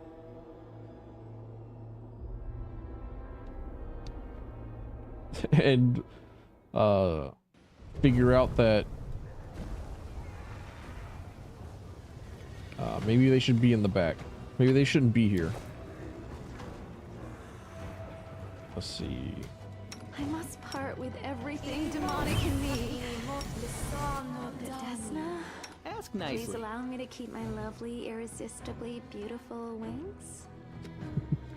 I still love that voice line. I'll never not love that voice line. Never a dull moment. I love it. 17 boxes of pals rather than 24. Hell yeah. I need to go through my own like boxes of pals. I might, I don't know, eventually. Actually, with like 8 days remaining on the server, like, nah, probably not actually. Probably not gonna like get like a setup and a team for, you know, expeditions specifically. Probably not actually.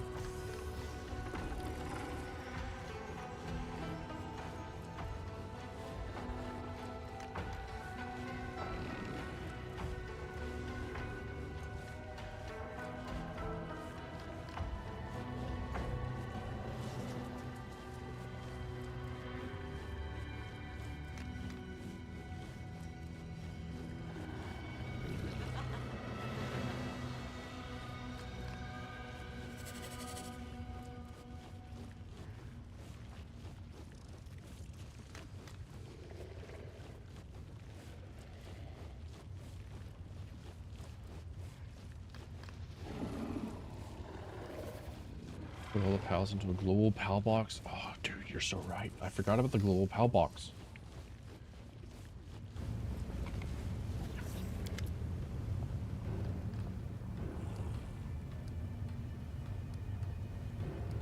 After she notices you, Shamira gives you a displeased frown and irritably asks, "You again?" Wait, what's the Coney Island accent? Don't you want to rev up your Harley? You again? Have you no friends that you must keep coming here to chat with me? Or perhaps, no, I find this extremely odd to believe you are not completely useless and have something of interest for me. I've completed your task. Shamira ignores you, looking somewhere else, but in your mind you hear her angry hiss. So speak, if you have, but use your mind instead of flapping your lips, your mind. I know that you have done much to win Shamira's favor, but my heart tells me that helping her would lead to evil. Forget everything I've told you. We'll find another way to complete our mission. It is wrong to fight evil by increasing the power of another evil. Reject the promises of the ardent dream, and we'll leave this place before we betray ourselves in our ideas. You know what? Screw... Shout so everyone can hear you. Screw you. You can stew in your ignorance. Painful spasm twists through your body. Shamira's magic crashes over your will. With a bit of everything, you manage to force Shamira out of your mind. An angry grimace contorts her face. Cool. You can't break me. Cursing, Shamira brings more force to bear against you. A vein pulses in her temple. Shit, I'm getting broken. In the heat of Shamira's magic, your mind melts like wax. Your knowledge of the hindering crystal surfaces and the demon strips out your memories as efficiently and ruthlessly as a hunter. Suddenly the heat subsides, banished by a gust of mountain wind, cool and clear. The hand of the inheritor's voice thunders in your head. Hold, champion! Together we will overpower the magic of this fiend. Fight to the end! Well, doesn't she, like, already know? Keep trying. It won't work. Swearing, Shamira unleashes all her power on you. You'll regret that, you little son of a bitch. You refuse to talk, so be it. I'll drip everything you know out of your mind. Fuck! Will saves, no! In the heat of Shamira's magic, your mind melts like wax. There we go. The demons in the crowd murmur and exchange whispers. You hear disappointment in their voices. It seems most of them wish you to emerge victorious from this confrontation, not the arrogant Shamira, whom no one has humbled in a very long time. Like you would respect, even fear. After all, they would never dare contradict the rule of the harem. One demon covertly gives you a thumbs up, then points at Shamira and makes an obscene gesture indicating her wanton ways. Alright, let me like drop a fat save there. And then load the autosave. I want to see if I can possibly get the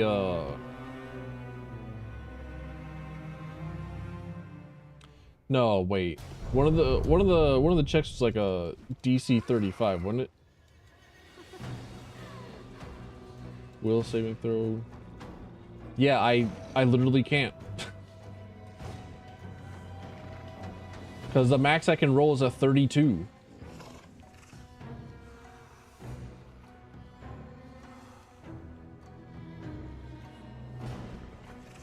Oh, the waiting's never fun.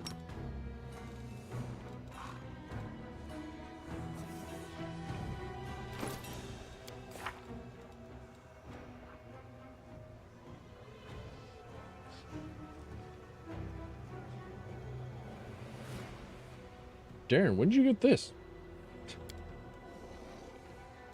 When did you get Soul Reaver?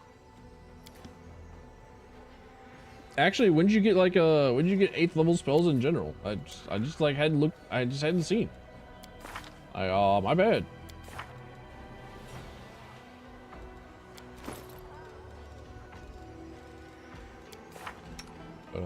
I don't have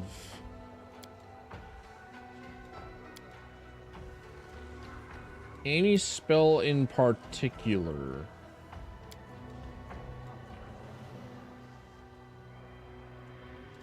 that helps with saves. But I have like heroism greater, yeah? Yeah.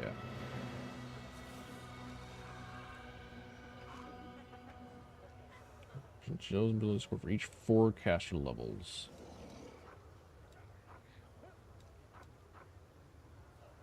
Resolve fear, confusion, compulsion, shaking, and frightened until the end of combat. Actually super good.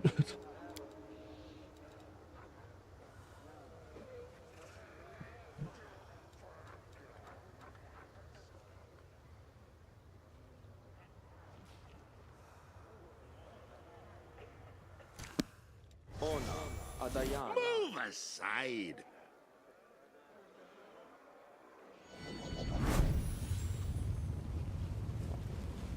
All right, let's see. Now what?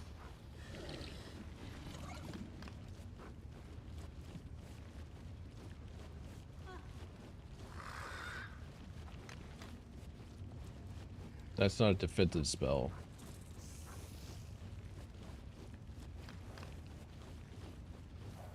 +1 morale bonus to the chosen ability score. And the ability score for Will is wisdom, yeah?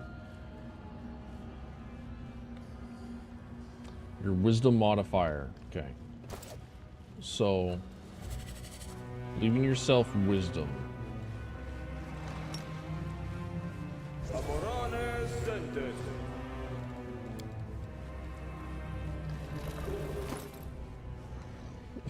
Shit, that's just a +2.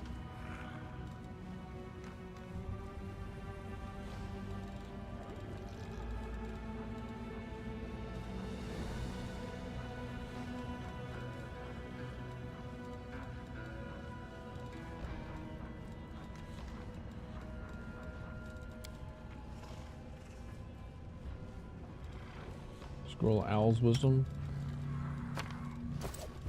We'll make things right.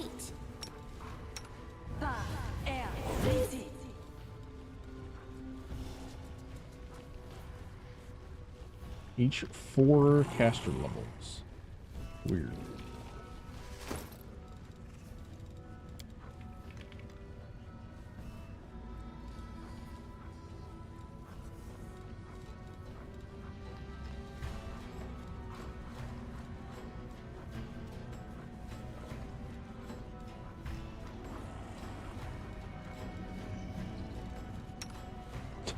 Dude, I'm off by 1.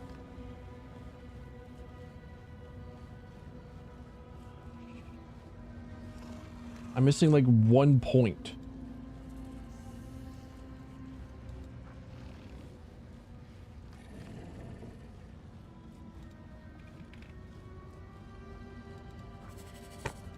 Yeah, I didn't think that they would stack with anything.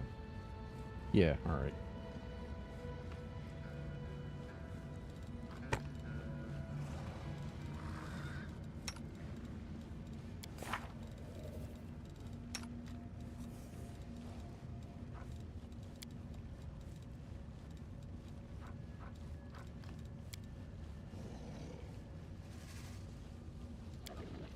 If I had Camellia in my party, I might be able to, like, do something about this.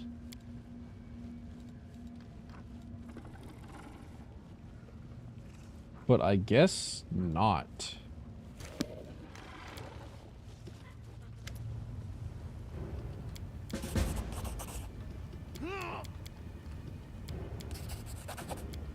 Yeah. Yeah, alright. I don't think there's any evil fucked up combination of things that I can do that would enable me to actually complete that. There's no way that I'm going to be able to pass a 35 will save as a fighter. So like GG's, I guess. You are most curious, mortal. Get out of my head. Not many dare address the mistress of the Midnight Isles in such a manner. Were you seeking my attention just to shoo me away? Is this some new humorous custom among the Crusaders? Delving into the abyss, insulting a demon lord, and then trying to escape with their lives? The abyssal hooky, you got it. The most like dangerous ding dong ditch you've ever done seen. I'm asking for an audience. You have my permission to enter the palace. Go there and wait. I will arrive when the time is right. Until then, you will be taken care of by one of my servants. Alright, you got it.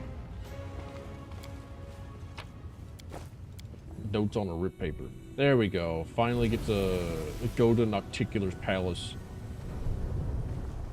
which is in the upper area.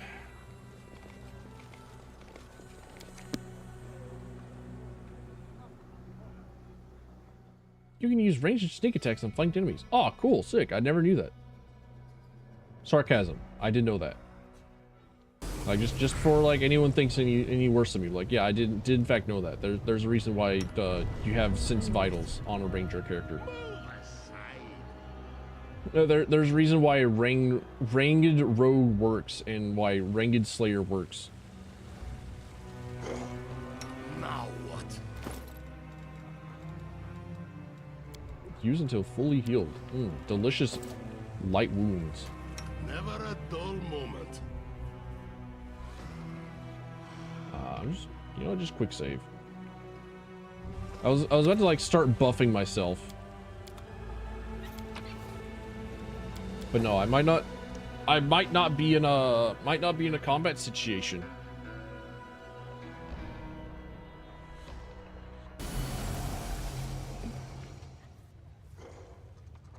All to world 35. I shine in all endeavors, even failed ones. Tall shelves are stuffed with countless books and scrolls, praising the Lady in Shadow's many deeds. Some tomes are old and threadbare, others are new and in mint condition. Don't even try to gloat. Ha! Lady Nocticula's waistline statue. Oh. My blade serves a Lady in Shadow. Make way. Really nice of them to like really just like add in like, you know, the lava into the aesthetic of the place.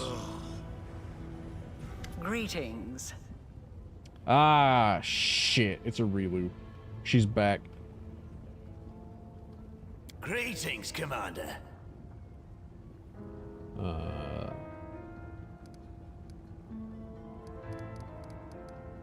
What are you doing here, Relu?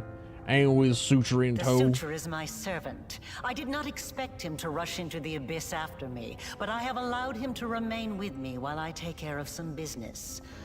However, you asked what I am doing here. I bring answers. What's the name of that woman in The Emperor's New Groove? Yzma? She sounds an awful lot like that. You have walked a long path, one where shadows constantly flicker at the edge of your vision, and questions multiply like flies above carrion. It is time for answers. At least, some of them. Relu lifts her mirror, and you fall into its cold, shimmering depths. Not even like a saving throw? Day 16, Aridus 4715. Experiment, transformation. Subject, let's skip that. Objective, to embed the essence of a Nahindrian crystal in the soul of the subject. Expected result, the essence will coalesce with the subject's soul, which will ready itself for total transformation, triggering the concomitant powers. The time has come to put my plan into action. Okay, so that's whenever she put the Nahindrian crystals into Creation. Your power was my gift. Now you know.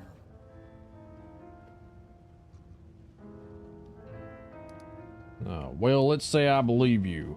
Why'd you need to do all this? You are asking the right questions, but the time has not yet come. Ah, such special memories. Remember the laboratory, do you? I told you back then. Go on, look around. See all the ones Lady really worked on. Here with us is definitely the place for you. The unseen angel does not speak, but his silence seems to thunder in your ears. Your power is of the same kind as that of Nulkaneth, Jeribeth, and the other demons that you have met. The power of the Nahindrian crystal dissolved into the blood lies within your soul.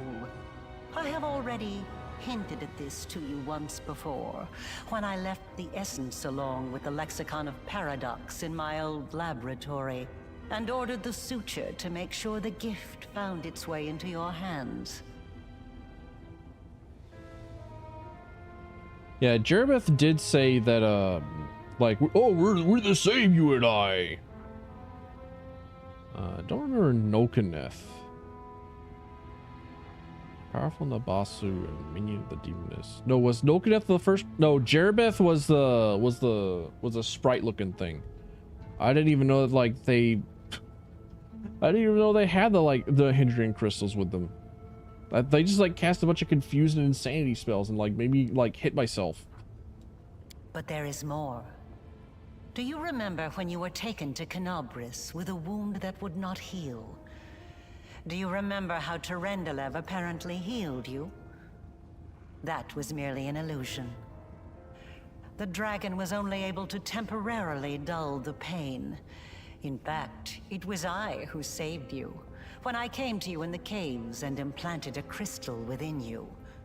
No, saved is not the right word. Your wound is still not healed. That is why your wound weeps blood from time to time, every drop of which burns your enemies. As if to confirm her words, blood begins to seep from the wound on your chest. Eerie flame seems to dance within the crimson drops.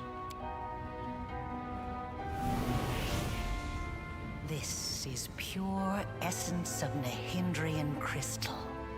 My invention is far superior to the crystals used by Xanther, which were barely refined at all. It will give you new strength and help you to overcome the wound that still slumbers within your soul. Take it. Take it, and you will see that this is the very power that has lived in you since the Battle of Canobris.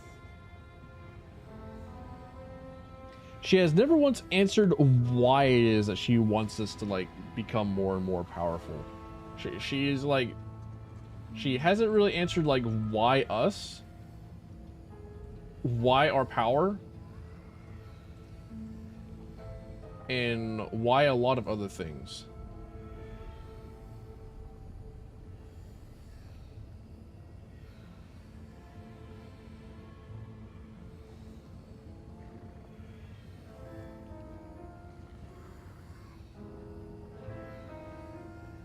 I know that she is like a she's made, she wants to like make a bigger world wound. She wants to make it like permanent. So like why us other than to just like be more of a bigger proof of concept for how to make a stronger world wound. Hey, are we doomed too? The chief shared his power with us, so does that mean we're cursed as well? How long do we have left? Say it ain't so. I'm too young to die so tragically. That ain't going to work. You need to tell me everything first. Very well then. Ask your questions and I will answer. You know what? We seem to be able to just like ask everything. So like, what is this wound in my soul? How dangerous is it? It was my mistake. My failure. I failed to... The tale is too long to recount here. Your wound is a reflection of the world wound in a way. It is very dangerous, even if you do not yet realize it. It is not a disease, but rather an abscess, which will one day burst and kill you. It cannot fully be healed until the world wound is healed. Got it.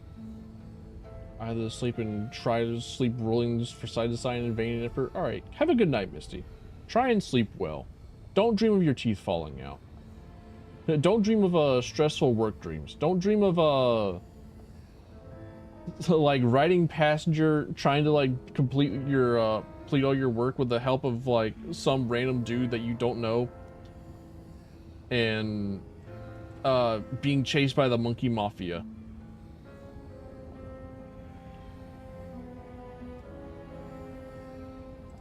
That's a dream, the actual dream that I had.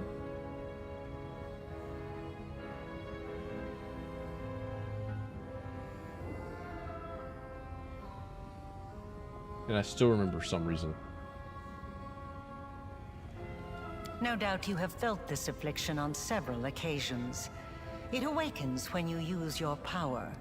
It makes you sense more strongly what mortals call the corruption of the abyss.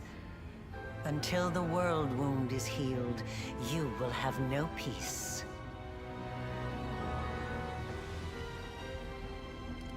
You followed me. Like a witch in a fairy tale, I watched over you from birth. From before that, even. And I kept detailed notes. You were chosen and prepared for a special destiny. It'd be really cool if we were like a homunculus from her labs. I am pleased to see that you still wear them. I enchanted them specially to protect you from danger.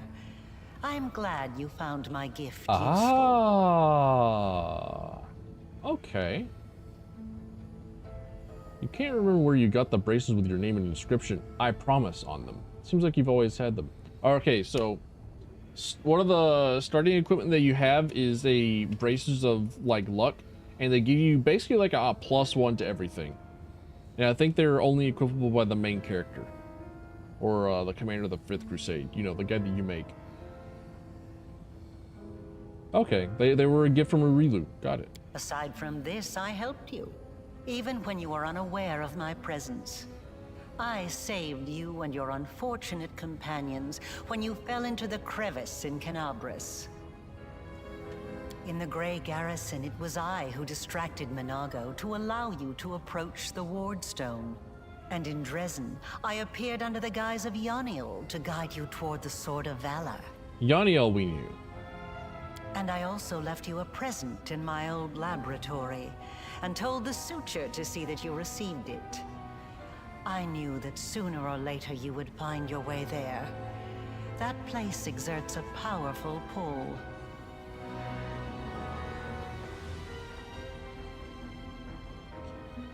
So she's not exactly a threat to us, but like also, what is her end goal? What's her big end plan?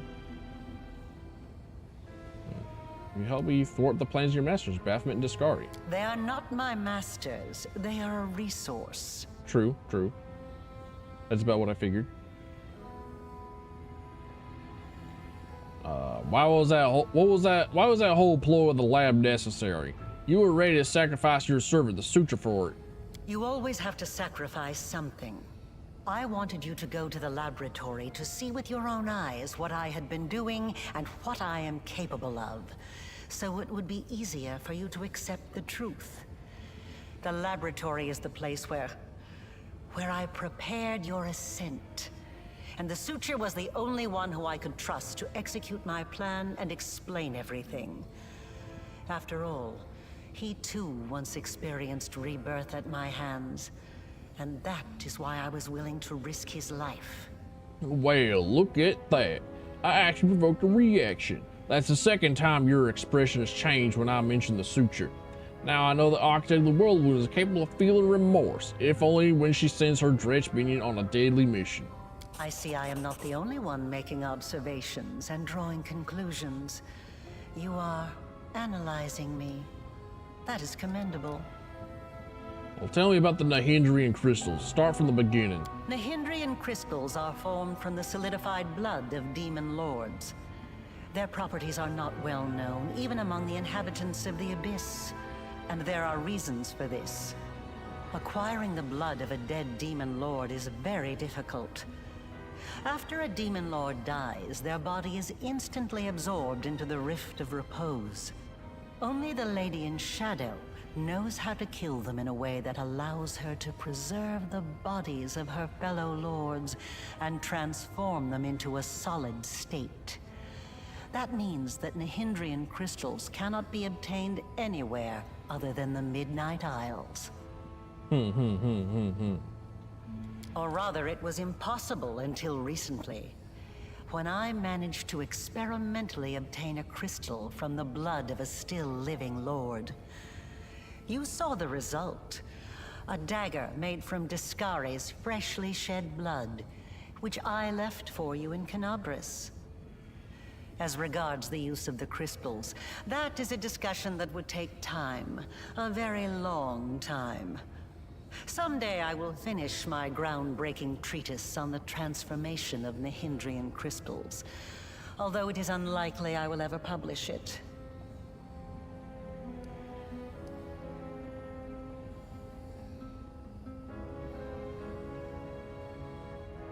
Wasn't the dagger also made with like the body of a dead Aeon?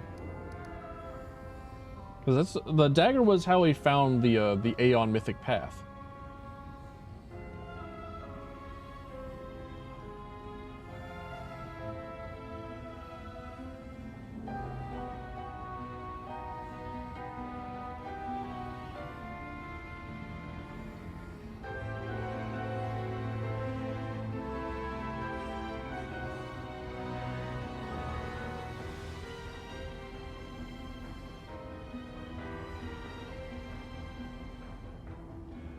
So you figured out how to use the crystals to imbue living creatures with power. Not just any creatures, demons and half-demons. The soul must have a stable connection with the abyss in order for it to receive the power of the crystal. Experiments involving tieflings and mongrels failed because the voice of the abyss was not strong enough within them. Ah, so what does it say about us? The ones that are like most like able to make use of the crystal's powers.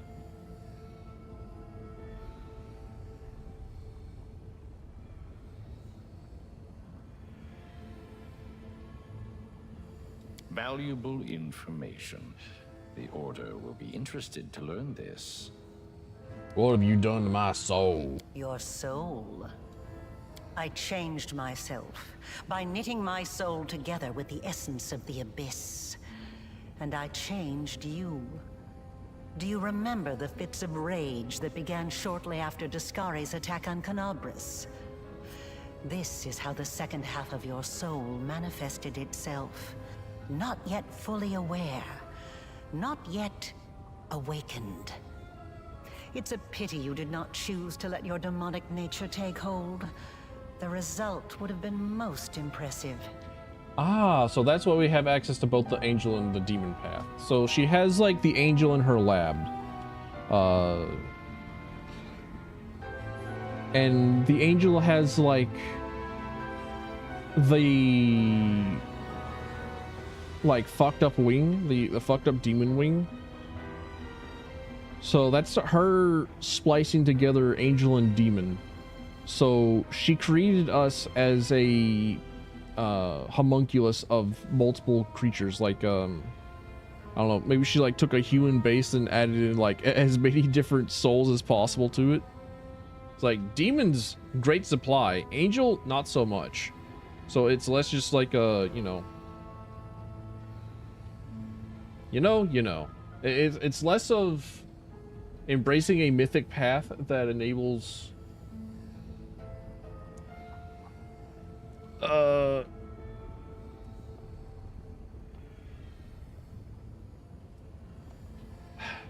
I'm trying to, other than just like, meta knowledge of like, oh, good and bad, good and evil, benign and whatnot.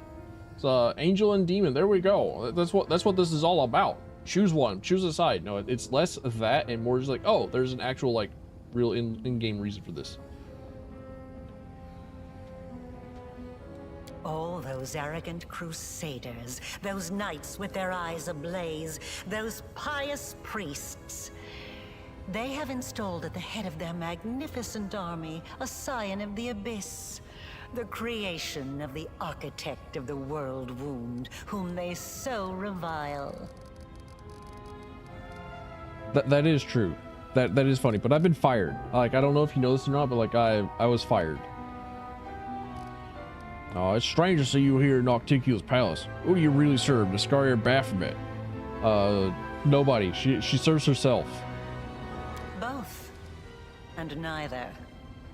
I have served both Discari and Baphomet, and not merely as the lowest in the pecking order.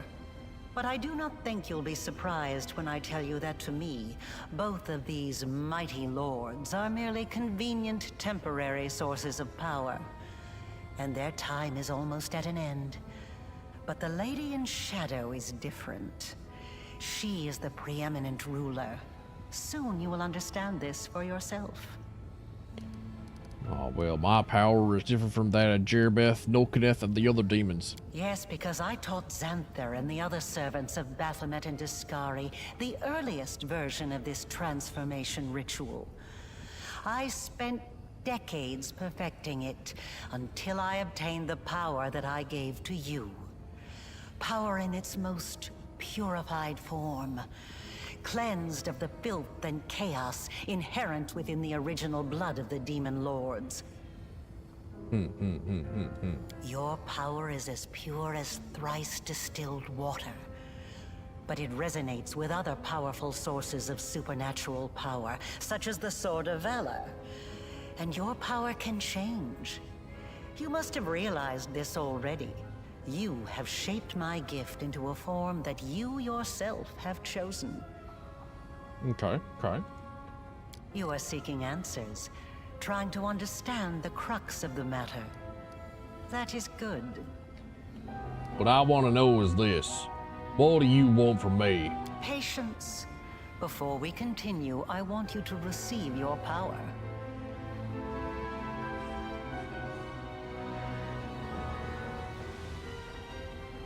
I have been spoiled on one thing, due to my own power, due to my own, like, curiosity, due to my own, like, insistence on, like, trying to find, like, different build things. I do know that you can, get the legendary hero mythic path. But I wanna take a look-see at, like, the Azada mythic path for a minute. Let's let me just path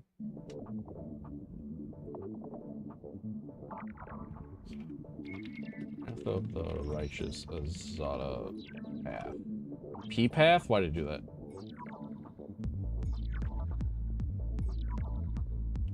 It's like the mythic abilities and stuff seem pretty cool. So, or rather, the mythic feats seem pretty good. It's with confirms a crit as far as okay, that's just like with, it's like life bonding friendship, really good.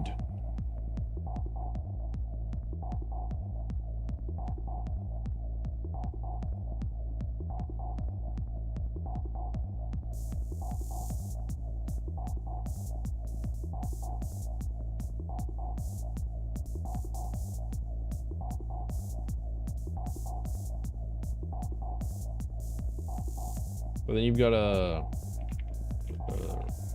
righteous legendary here, or legend path.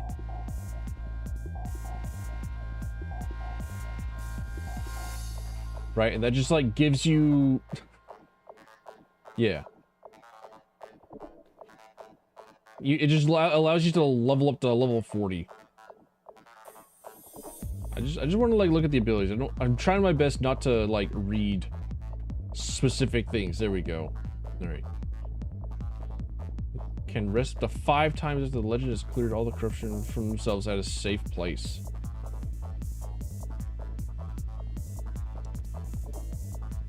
Cleared all corruption. Okay, so they get 5 rests after going to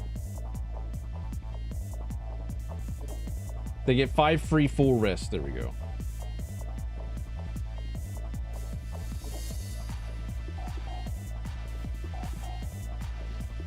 And then they get to go up to level 40. This class seems really basic and cool. And that would allow me like what, 8 attacks? Alongside however many extra attacks that I would get at a for being a two-handed. But most importantly, I would be losing Ivu if I go with legend. Because like, you know, Dragon Companion kind of fucking rules. I kind of like my Ivu. Ivu's pretty cool.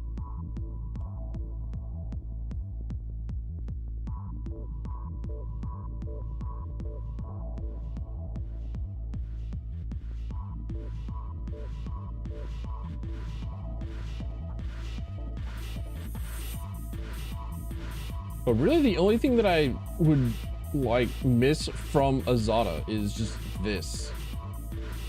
The life bonding friendship, giving me a free teamwork feat.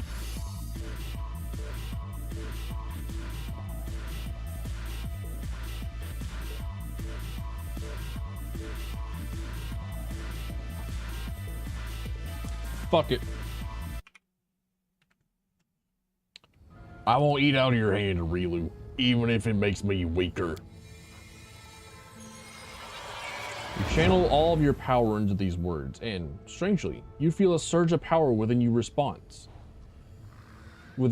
response. You turn down what a Rilu Vorlesh offered you, and your whole being embraces that choice. A wave of cold washes over your chest, and the open wound becomes smaller, as if your decision compelled it to shrink. That effect. How unexpected. It deserves to be studied, but I will see to that later. Enough! Enough of this madness! I was blind. Oh, Lady of Heaven, how blind I was. I saw holiness in the half-fiend's creation. All your valiant deeds, your resistance in the face of temptation, it was all a deception? Curse the Abyss, and curse Elushanira, where even the most faithful lose their way, and lie, and commit treason. I must save those who can be saved, and break free from the kingdom of darkness. The angel's voice fades, and you can no longer sense his presence. He has disappeared. Excuse me? Motherfucker? He's like, oh, this was all a lie? Everything that you've done? Like, no, I did them. I did them. I was like as ignorant of this as, excuse me? Racist asshole. Again, angels. I want to help you close the world wound. That's not what you said earlier.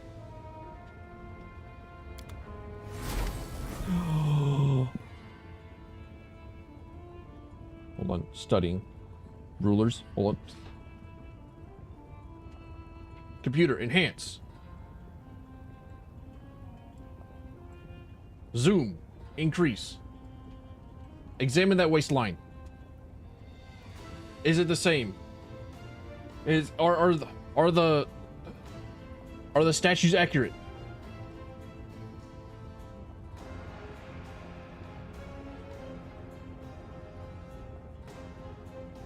No.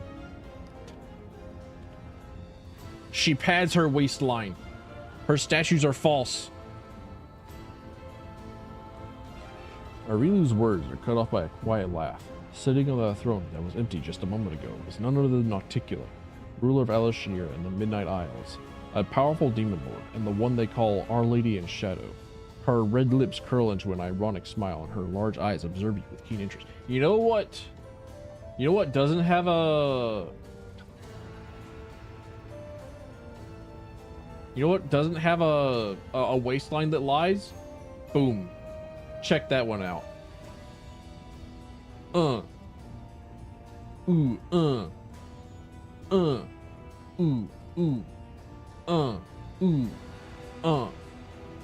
There you go.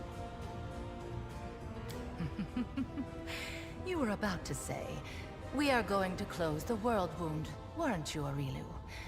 I see no reason to continue deceiving this mortal. Now I am convinced that he is quite worthy of serving me. I will even reward him with a modicum of knowledge about the events in which he is about to take part.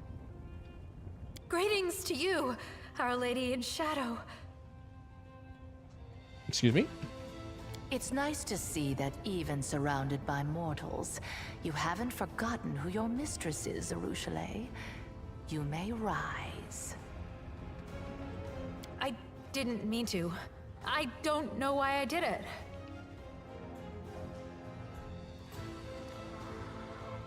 Arushale stands up awkwardly and looks at Nocticula first, then at you with a stunned expression.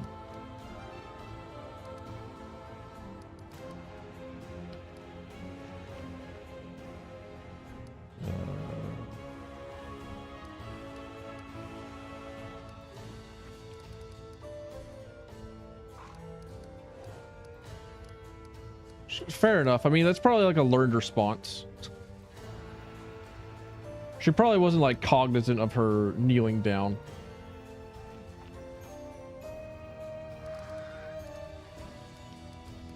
Oh, don't play games with me. I'm not afraid to fight you. Do I truly frighten you so, mortal? That you must reach for your weapon? Don't be afraid. I won't hurt you. Yeah, she would rip us apart. Like, if we started fighting her, that's like a game over. I have had my eye on you for a very long time. You see, it was at my behest that Lady Vorlesh imbued you with such incredible powers. But I was curious to see your worth as an individual, not as Lady Vorlesh's creation. Thus, I decided to postpone our meeting and see how you'd fare in Alashanira, and whether or not you could win respect and power among those not so easily impressed by outstanding magical abilities. Well, you've passed my test adequately by proving that your character and your will are stronger than the Nehindrian powers Lady Vorlesh has vested in you. It's odd hearing every single like intake of breath. You are wise, my lady. However, only those who have never known or forgotten what it is like to be mortal can so easily dismiss the importance of power. To be someone whose life is fragile and can be cut short at any moment, like a candle snuffed out by a gust of wind. It is a shame your angel has left you, mortal. I would have liked to talk to him. I don't expect I will get another chance, as that celestial buffoon's days are numbered. Why do you think the Hand of the Inheritor is going to die? Because he charged off all alone into the vastness of the abyss. An old friend awaits him there, the Echo of Discari. And the Echo has been anticipating this meeting for a long time.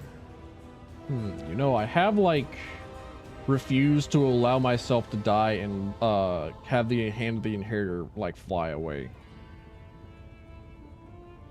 Because he's like taken by the Echo of Discari, which I guess means that I have skipped a quest that allows me to like go and rescue him in the middle of the abyss and like fight the Echo of Discari, outside of like the one time that we see Mustafar. Hand of the Inheritor told me his magic to see the eyes of all evil spawn of the abyss, but not yours. Perhaps you don't know everything about me yet, mortal.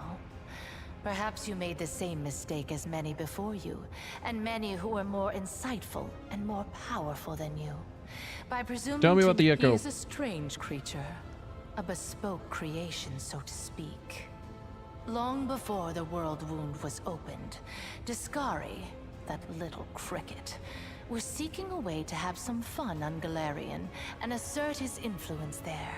One day, he decided to gather a few strong mortal followers, fuse them together into one being, and pump that being full of his own power, in the belief that something worthwhile would come of it.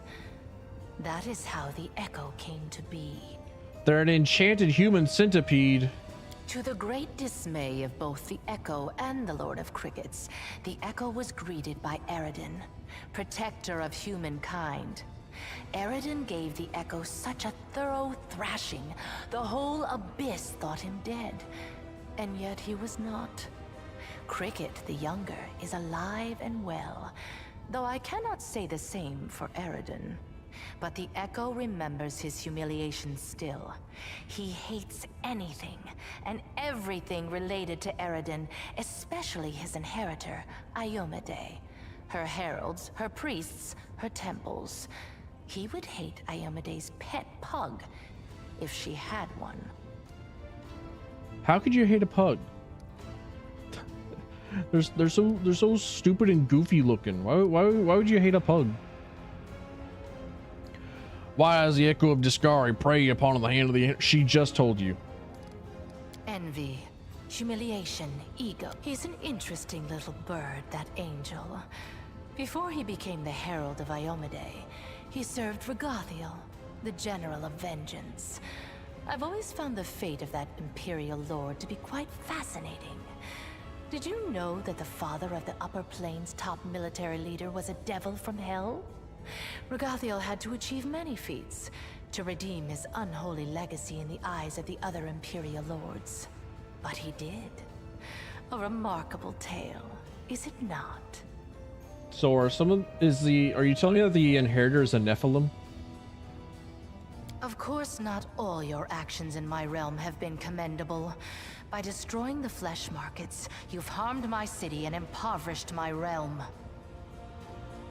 Whatever. Lamau. I ain't got no regrets. Just arrived in my realm, and you're already trying to dictate your own rules? As I recall, when demons attempted something similar on Galarian, armies were raised, and mortals fought to the death to stop it. I can scarcely believe it myself, but I will be gracious and show you mercy. I am a hospitable ruler. I mean, the flesh markets will come back up eventually. Like, the demons are, you know, awful demons. Not all the demons are like Arushale and trying to redeem themselves. There are enough like poor intentioned mortals and demons in the abyss that the flesh markets will just come back up. Like, easy. But for now, I do the abyss good by getting rid of a bunch of slavers. Your conversation is interrupted by a concerned-looking succubus, who silently approaches Nocticula and then begins fervently whispering in her ear. Nocticula's expression turns hard and cold, as Nocticula ponders the new development. The messenger eyes at you playfully. You recognize those green eyes. Except they were awash with pain when you last saw them, their owner bleeding out in the caverns of the Nexus. The succubus smiles slyly and gives you a wink. Another island, another loss. Enough! I warned them that I would not stand for the desolation of my realm.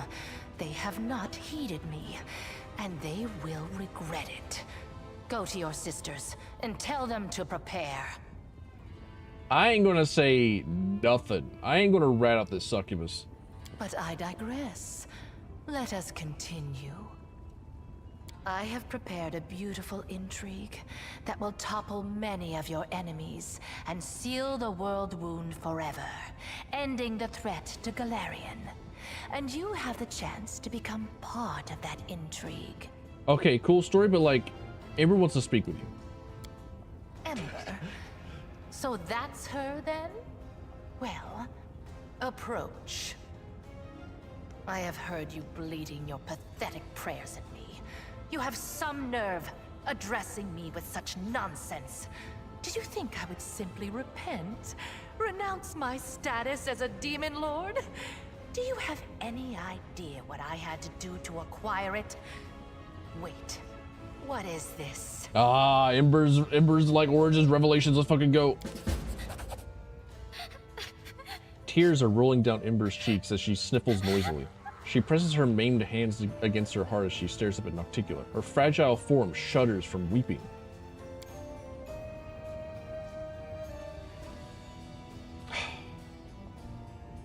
This part isn't voice acted. Why have you brought this simpleton here? This is Elushanira, not Nerosian. We don't give alms here.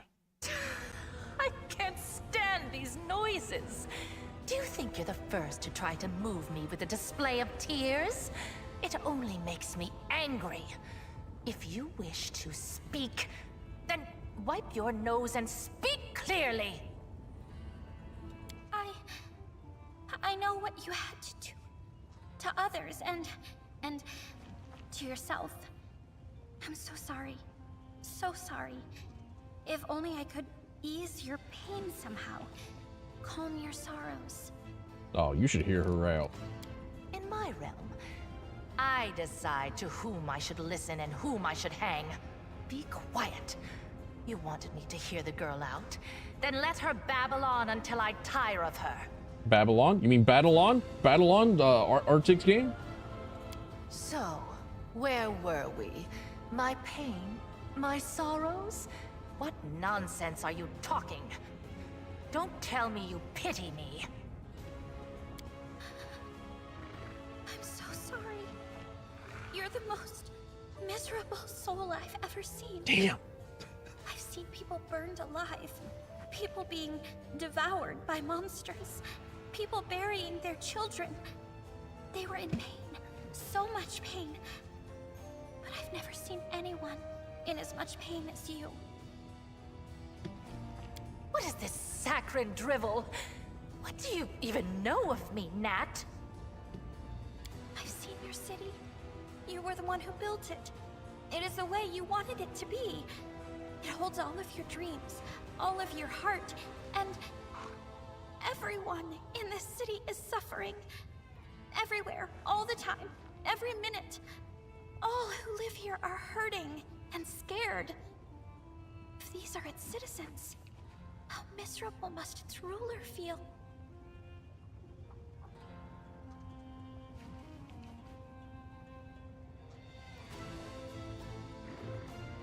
Sorry, my phone went off. And this is what you brought her to me for.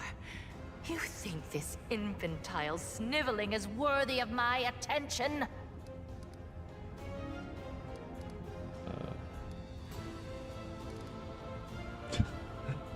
I've seen the truth of her wisdom more than once.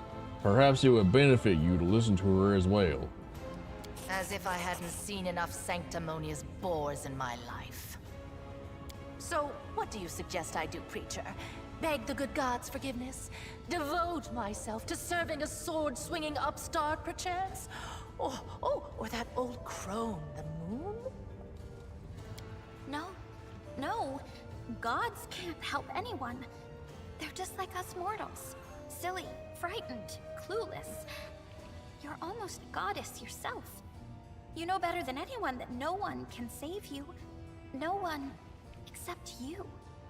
She's really doing the I can fix her speech. Save me? From what exactly? From yourself. From what you've done to yourself. From the city you've imprisoned yourself in. Listen! You are a queen, but you're the queen of pain and filth. Your realm is a realm of your own suffering. You're almost a goddess. You can do anything you want. So why won't you make yourself happy? You could become the Redeemer Queen. Yes!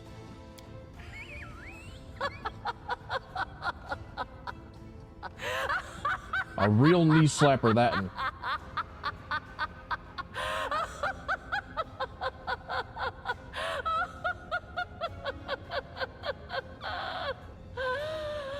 Oh, the Redeemer Queen! That's new.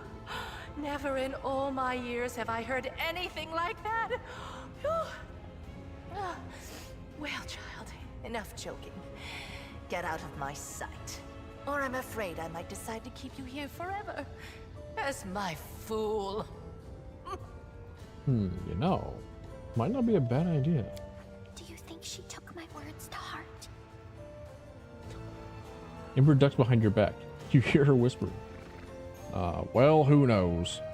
I suppose you're right. We'll see what happens. It is, in fact, up to her to decide if she listens to you or not. I told you to get out! I don't want to hear your squeaky voice again. But she does hear Ember's prayers. Well, did Arilu really create me? And this isn't voice acted.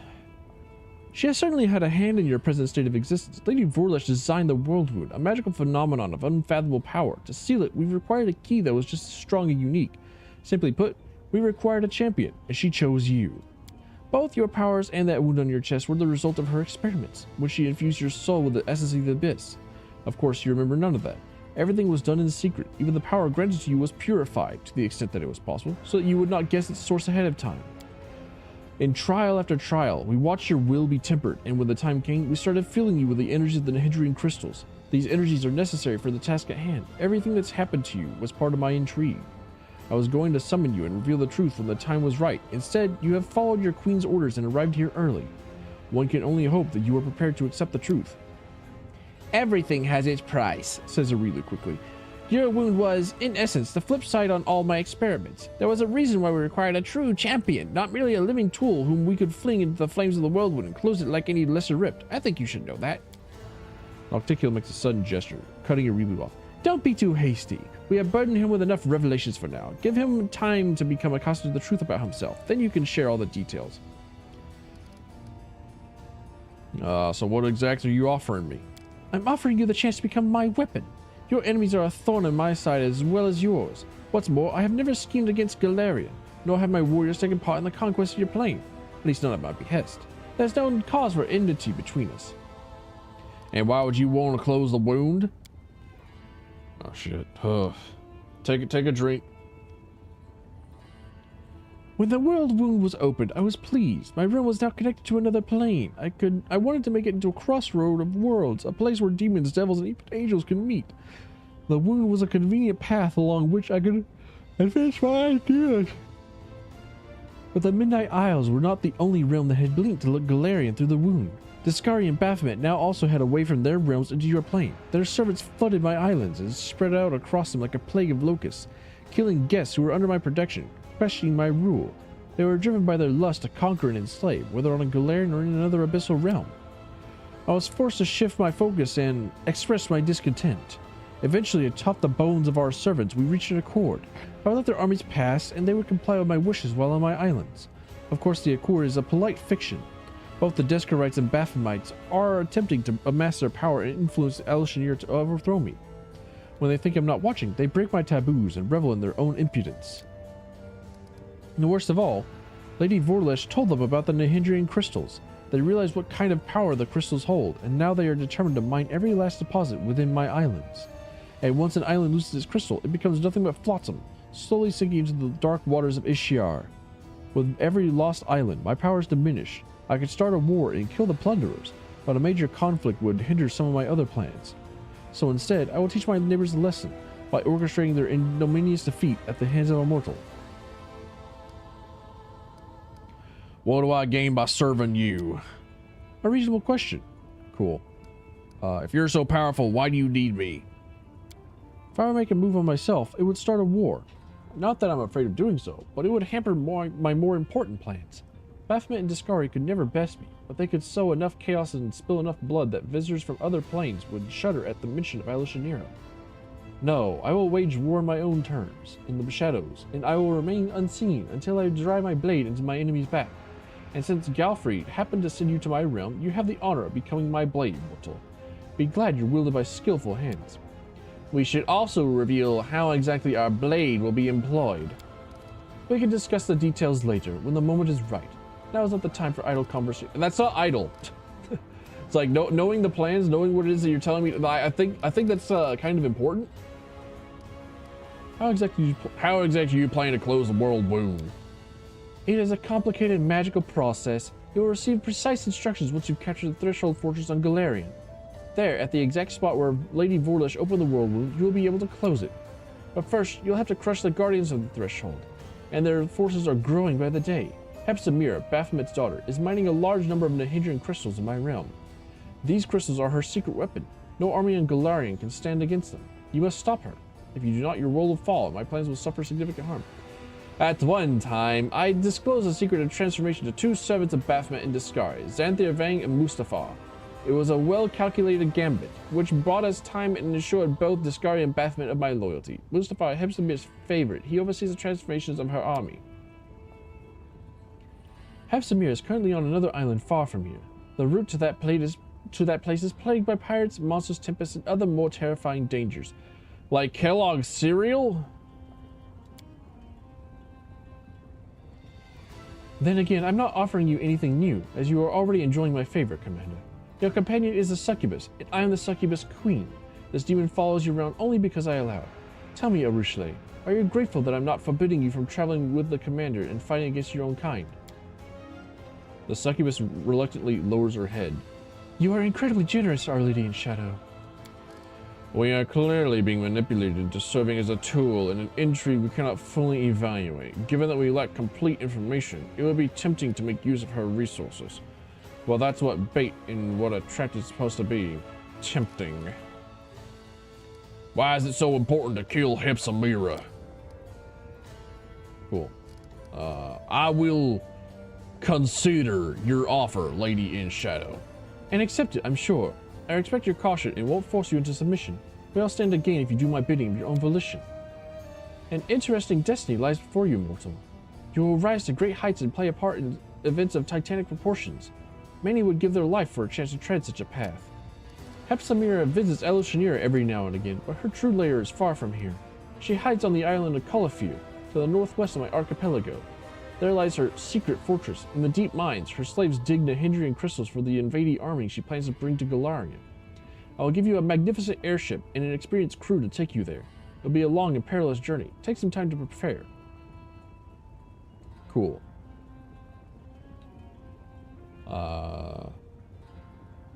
If I don't fight Hepsamira now, then like I'll have to fight her at like the threshold of the world wound. And that means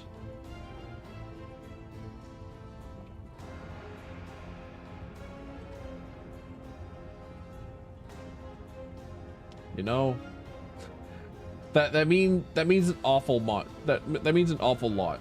That means I'll have to just you know.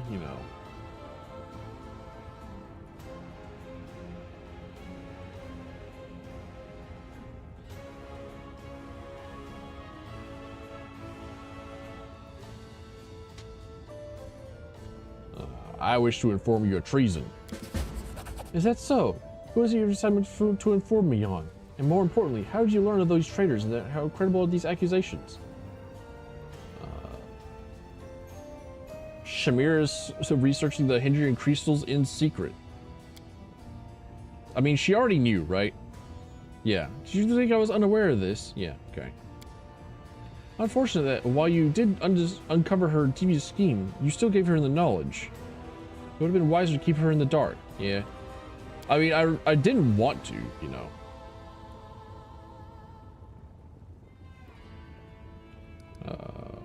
Why do you tolerate her? Someone has to deal with trivial matters. Shamir's betrayal was assured the moment I made her my favorite, just as Zephyrians before her. Second always dreams of rising to be the first. I know the feeling well. Yeah. I killed Willidus. I'm aware, yeah. I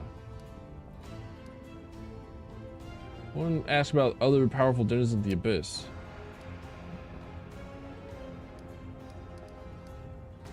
What's your relationship with Aurilu? She works for me, isn't it obvious? Lady Vorlish is very talented. She may be the most brilliant and capable mind to ever come for your plane, and the guile she used to betray one demon lord master after another has impressed me so much that I offered her a position to my master's magic. Betrayal is too strong a word.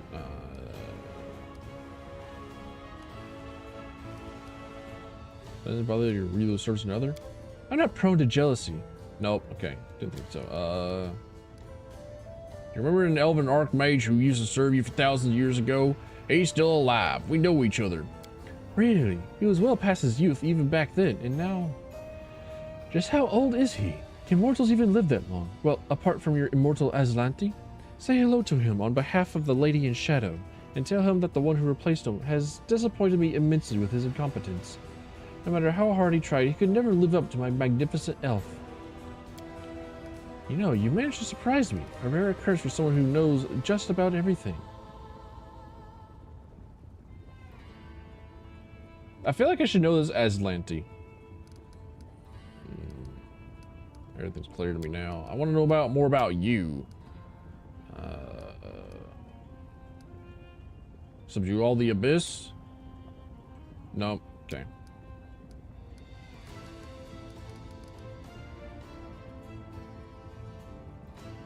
I don't want her guards to cover my camp in the Nexus. I am, in fact, ready to hunt down Hepsamira. Aurilu, you are no longer needed here. As you wish, my lady. Aurilu vanishes, but you notice the look in her eyes, pensive and appraising. There's one more thing we must discuss. The Lexicon of Paradox, Lady Vorlish's magical treatise that contains many secrets of the world wound. You and my servant Lady Vorlish were just talking about the Lexicon of Paradox. For many years it has remained split in half, harmless, but was once divided can be made whole again. Who knows what power the book could impart to its owner? What if they expand the world wound even further?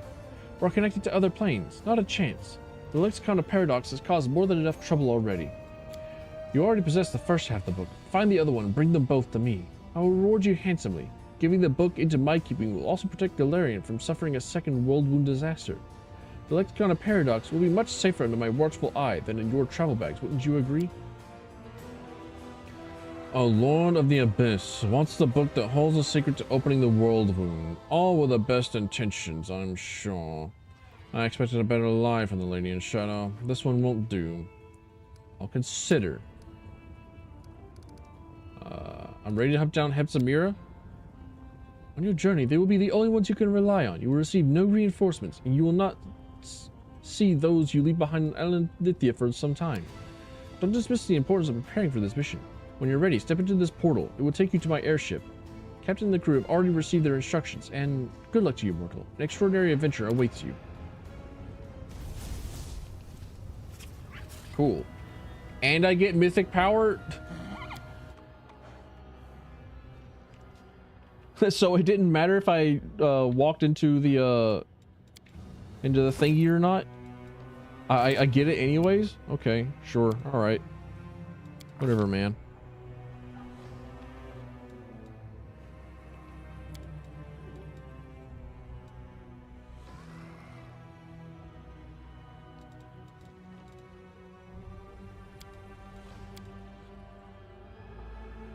Gain bonus equal to half your mythic rank on damage rolls. So I'm like mythic rank 6. That's just a 3.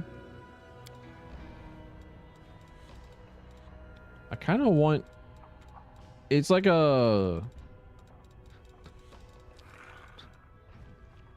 Do I want attack or damage? I think attack. Yeah.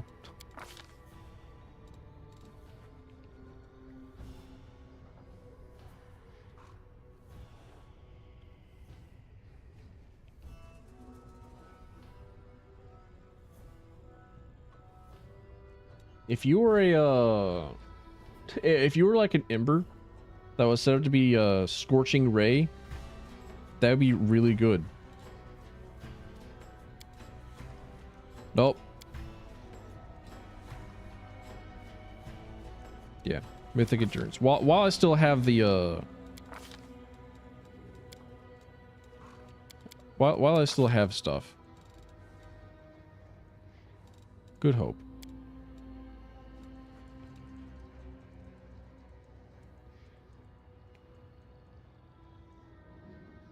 No, instant enemy. There we go.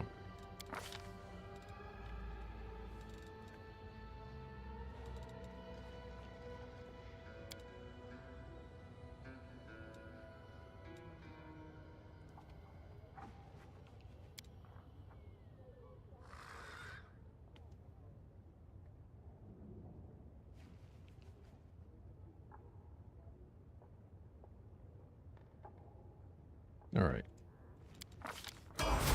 And then I don't have to worry about anyone else at all. They just like level themselves up. Mythic point blank shot. So most concerning of all, Arushai still has like a respect of some kind towards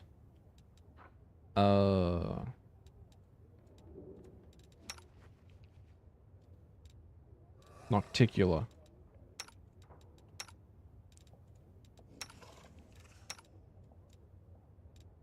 Delicious. Delicious, delicious attack bonuses.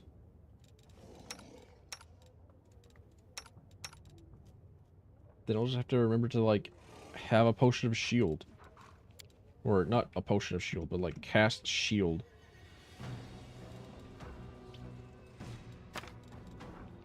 And since I can cast shield, I can just like have the Why is Ivu huge?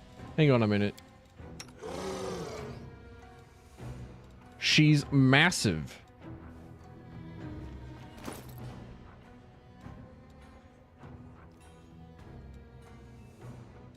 Level 25 Havoc Dragon. Damn. Damn.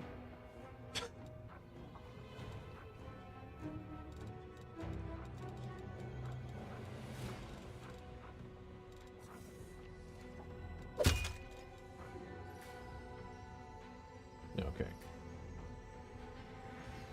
Does it actually say like how big she is?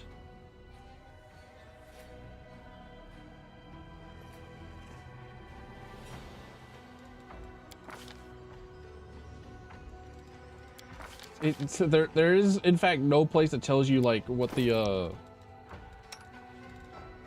size modifier is on them. But she is in fact massive. I don't need anyone's sympathy. She's so big I can now actually ride her. Which I think might actually be really fucking awesome.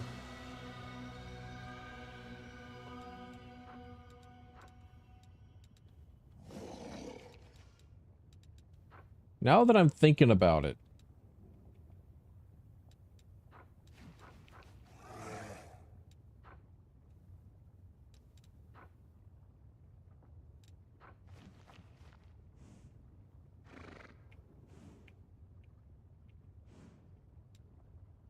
Because Ivu has like the movement speed. Meanwhile, my horse is like, man. All right, cool. So that was a stream titled "When Do Things Happen?" I think we found out things. I think things have finally happened.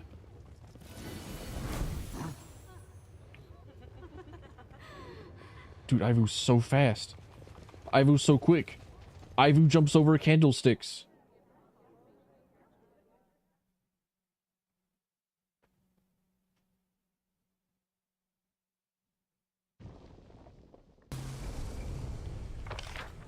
Right.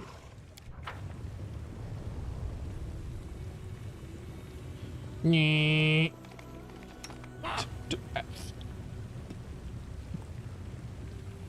Oh, the waiting's never fun. Dude, she's fast. Walking on corpses. It's necessary to find a ship that will transport the commander to Calafir. Or shall I ask for several days to reflect on the situation? What if I just like actually take several days in the Nexus to sleep? What if I actually just like rest at the Nexus like 10 times in a row?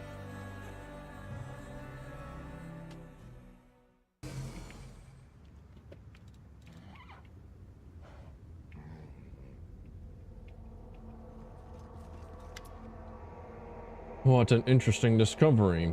He who was considered the chosen of the gods, who was destined to liberate the World Wound, turned out to be a creation of the World Wound's architect.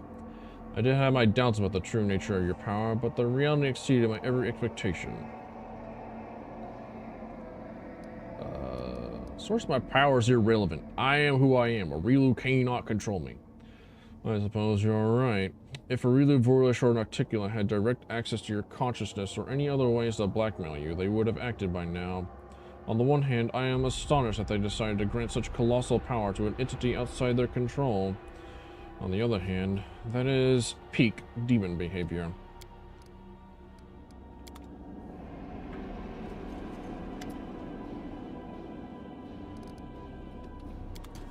Ninio exists, I guess. I forget about that sometimes. What's up, Olbrig? Nope. Lan? Nope. My wife?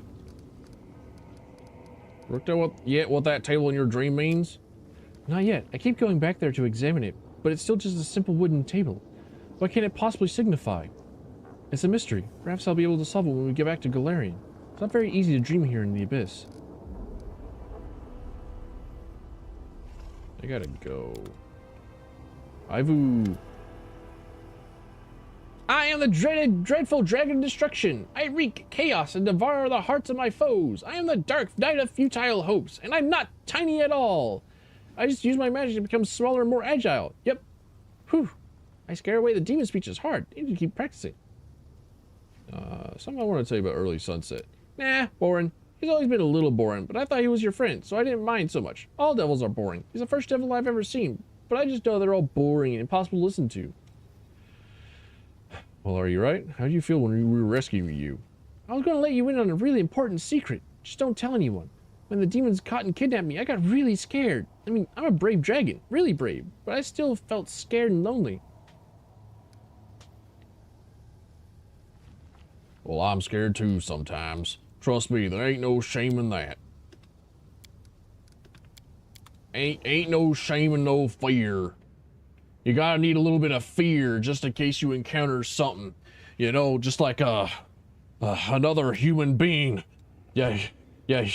There ain't nothing more terrifying than another person. That's why you have to let your fear define you. Move aside. Reborn? Nope.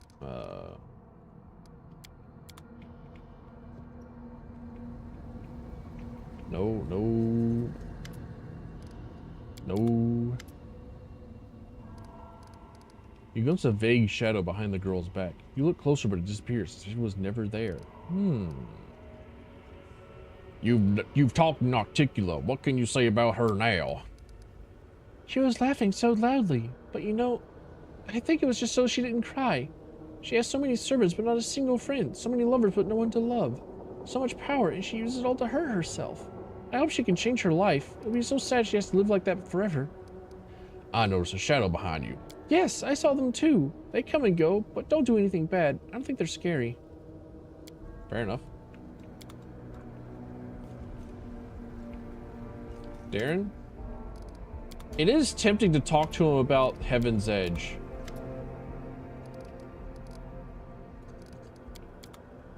Make way. Jorge's? Nah. Jorge got nothing. If memory serves, today you deserve a great... Excuse me? My birthday? What? Today is our leader's birthday. Many happy returns, Commander. You deserve a great deal more than a humble toast by a campfire, and hope that soon you will receive all the honors you give. What do you mean it's like 1-1?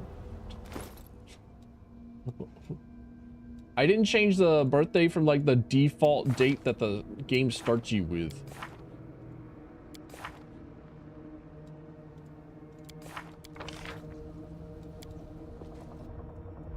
Intriguing. So anyways, I began resting. Every mortal has exactly 1 day a year on which they're... According to my calculations, today is precisely that day for my irreplaceable assistant. Best wishes on this intriguing but utterly pointless vacation. Thanks for the birthday wishes, Nanio. Shove them up your ass. Who else wishes me? Why didn't my wife wish me a happy birthday?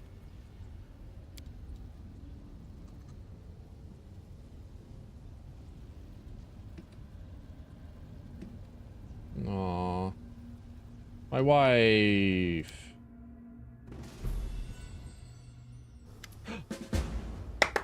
Yes, I was right. I've been thinking, and, well, you see, what I'm trying to say is... Extremely embarrassed, Urushile's voice becomes progressively quieter until you can barely hear what she is saying.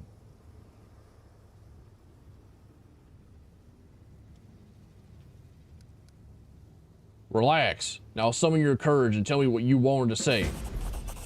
Just give me a moment. Sorry. I need to go back to my dream, and come with me, please. You look so sweet when you're all shy. Pouting. That's not what you should have said. You finally figured out what to do with that table? No, it remains a mystery to me, but I had another idea, something I can't do alone. I thought, and this is going to sound odd, and I doubt dreams even work like this, but what if I try to fall asleep inside my dream, to dive deeper into the dream world? What could I find there? What if that's where the answers to my questions are hidden? What if it's Desna herself, or even me, the real me? But the problem is... The succubus blushes again, her voice dropping to a barely audible whisper. That's where the nightmares are. Someone will have to guard my sleep, someone who won't get scared of what is to be there. Someone who knows what kind of monster I used to be, still accepts me. Someone you can trust. Yes, will you help me? Right now, or else I won't ever work up the courage again. Of course, let's go. Urushile's hot fingers touch your hands, and both of you immediately fall into a dream.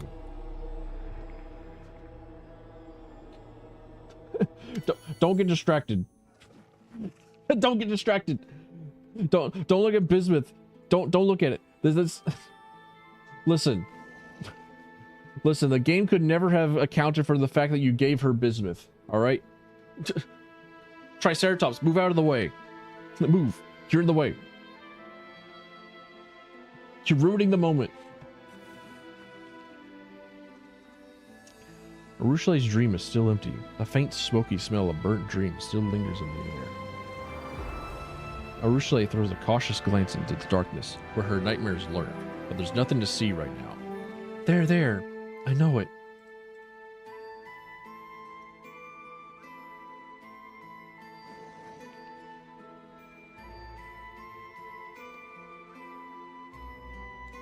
Arushale lies with her head on your lap. That's where I am? Bismuth, move! Arushale lies with her head on your lap. You see fearfulness in her eyes. They'll come. I know it. Don't let them get me, please. Sha-la-la-la-la-la. Don't be scared. Yep, that's about what I expected. I should have been scared. That's right. I knew it. I was tempted. I was distracted. Alt F4. Get out of here. No. Wrong. Incorrect. I knew it. Do not flirt with her. Take it at her speed.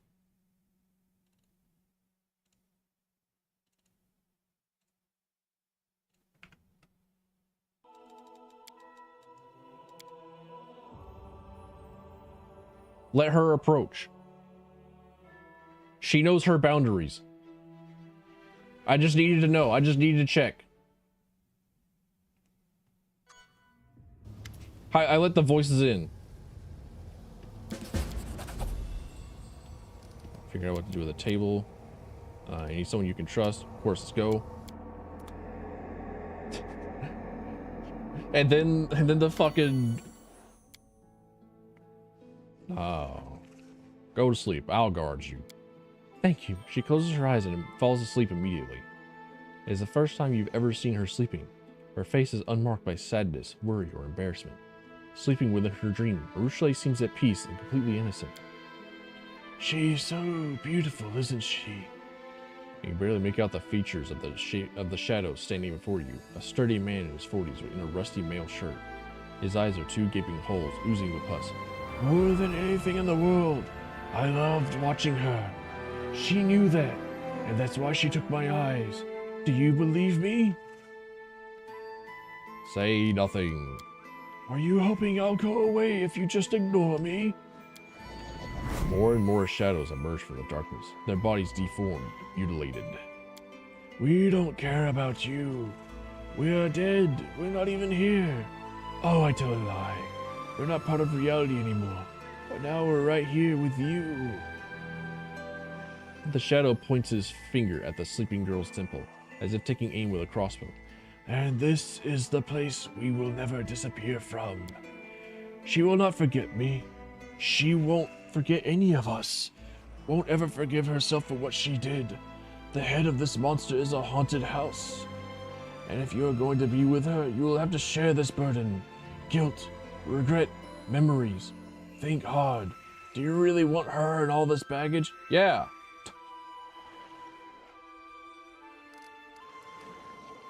With me, she'll make new memories, one of good deeds and happy days.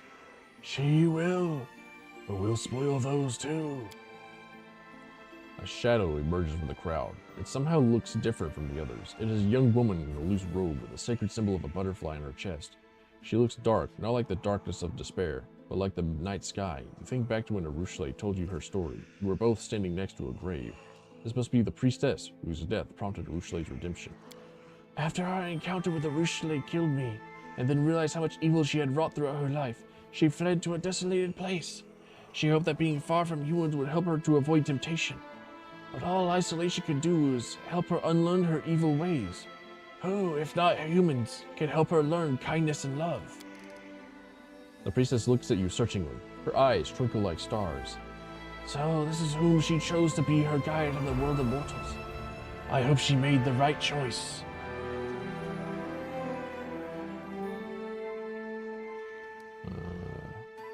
What is your name? How can I tell you something she doesn't know? Okay, fair enough. Your eyes shine like stars. Tell me, are you really just a servant of the Great Dreamer, or maybe you're She brings a finger to her lips. Oh. How can I help her find redemption? We are her sorrow, her conscience. her cruel companions who tormented her in exile. But you could become her happiness. We chase her away from her old crimes. But you must show her what she has never known, neither in the abyss nor in the wastelands. You have done so much for her already. You've shown her friendship, camaraderie, taught her to do great things. But now you have made her dream of something more, something that is both beautiful and deadly. Can you become the one who will show her how to love? If you are not sure you're willing to follow this path all the way through, you had better step back now before you break her heart. I love her and I want to be with my wife. Look at my wife. Look at my wife. Look at my wife. Love my wife. Look at my wife. My wife. Wife. Wife. You love me? Urushiele looks up to you, her ruby eyes wide open. Her thin lips part and she moves closer to your face, but forces herself to freeze. Her hot breath burns your cheek. Wasn't she on my lap? Like, you can't tell because the bismuth is in the way, but wasn't she on the lap? Which, like, fair enough. Also, how long have you not been sleeping? How much of this conversation have you heard, young lady? The shadows step aside and vanish into darkness. The dream dissipates. The last thing you hear is the priestess's voice saying, "Take care of her."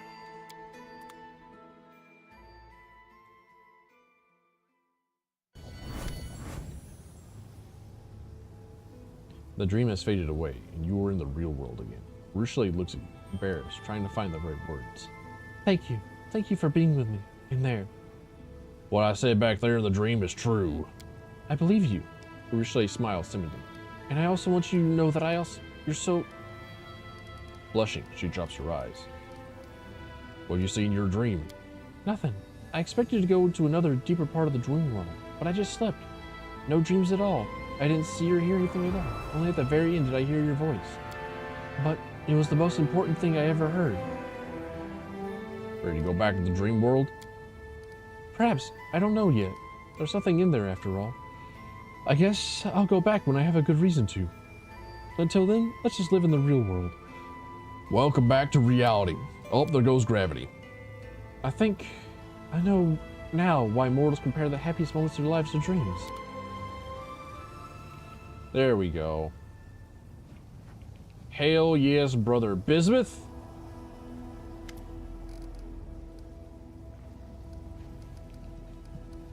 Urushiele's eyes light up like two crimson stars. You said it! You really said it! You were in my dream, but it wasn't a dream at all!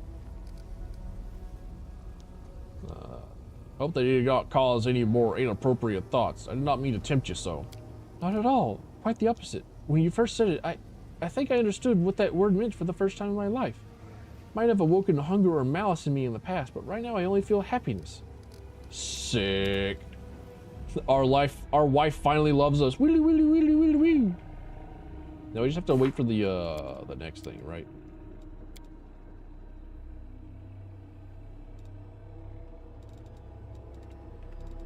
Now it's time for airship. Meow.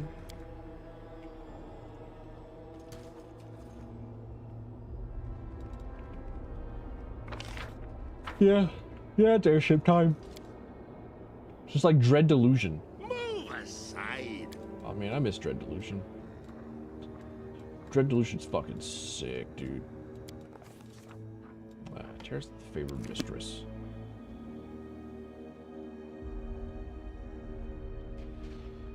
Was there anyone that sold potions?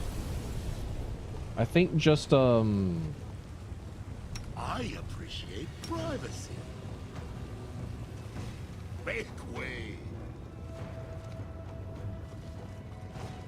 just a storyteller?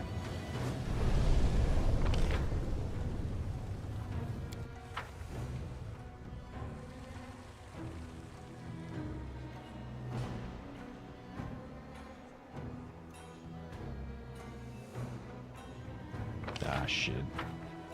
Ah, man. Ah, dang it. Ah, the Abyss is acting up. No, it's acting out. It's being a naughty child.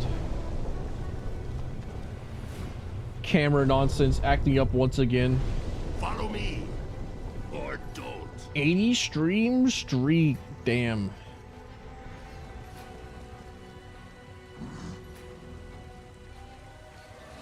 I really am gonna have to like talk with a person. So I'm gonna have to sit down and like tell them things. Be like, brother, I have things in mind.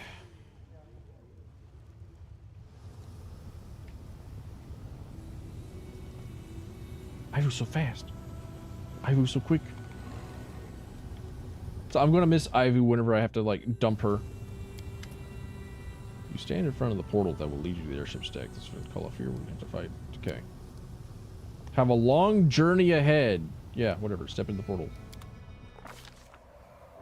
The route marked on the map connects Elenithia to Calafir with a black line.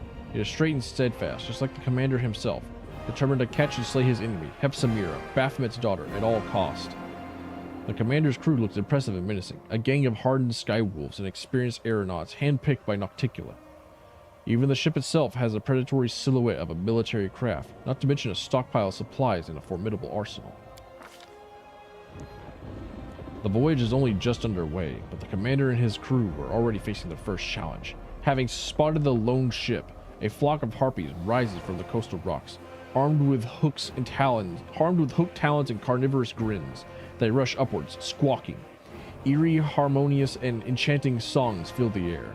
The gazes of some sailors go blank as they cast away their lines and walk unsteadily toward the ship's broadside to step into the void, where the sweet-toothed songstresses are waiting for them, along with the daily game dole. Let's go, dude. You got it. The siren song of the game dole. Let's see. That one's a Final Fantasy Crystal Chronicle. In it. Fucking let's go. It wasn't exactly the feet that got me. It was like the fuzz on their legs that got me. It's like, wait, hang on a minute. I recognize that particular fuzz. I know that.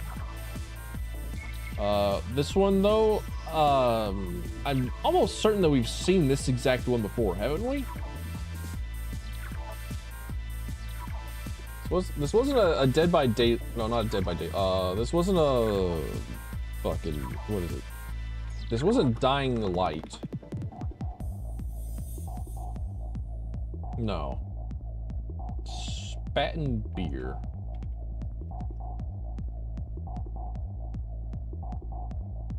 Okay, well, fair.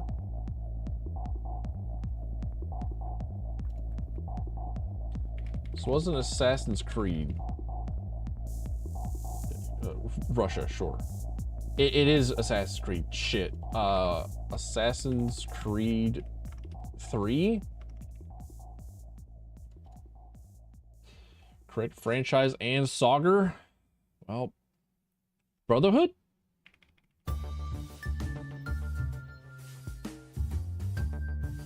Unity?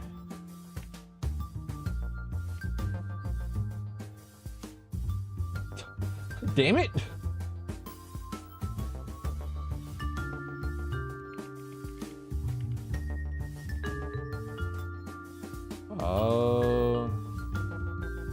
Revelations? Syndicate. Okay. Dude, there were like 10,000 Assassin's Creed. Is that... What?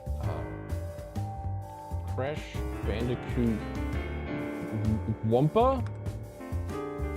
Ugara. No, what's a Ugara? Ugara. What's the mask? Aku Aku. Also, it's not Aku Aku. I just saw like an image of him and it's like, no, that's not it.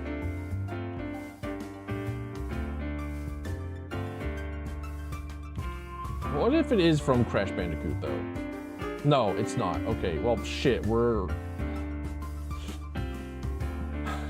in trouble now, boys.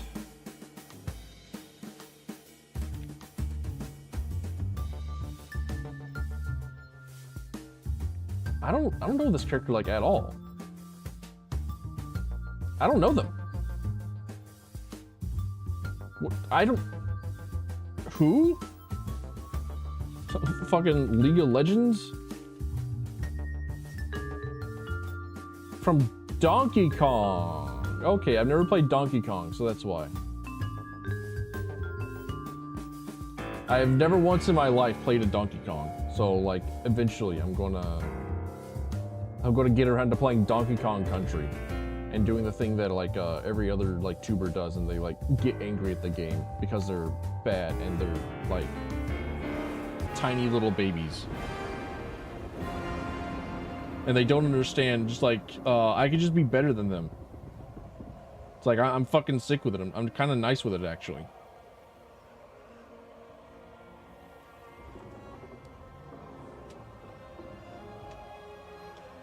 Commander decides to... Oh, okay. I don't have to, like, roll for it at all.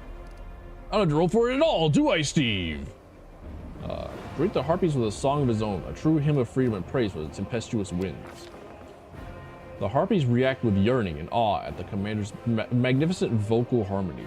Their malicious magic dissipates, but the winged man-eating predators follow the ship for a while, admiring commander's voice and singing paeans in his honor.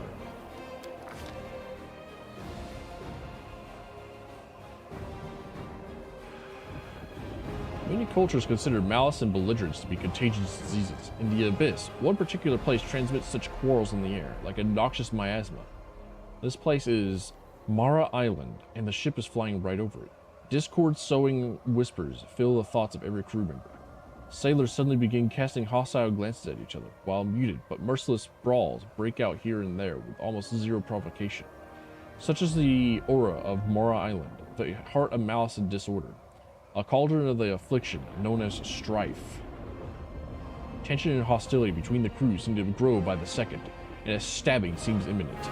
For no apparent reason at all, a bloody and violent fight breaks out below deck in the blink of an eye, then ends just as quickly. The hearts of the victors fill with horror as they gaze upon the sight of the fish not fucking working again.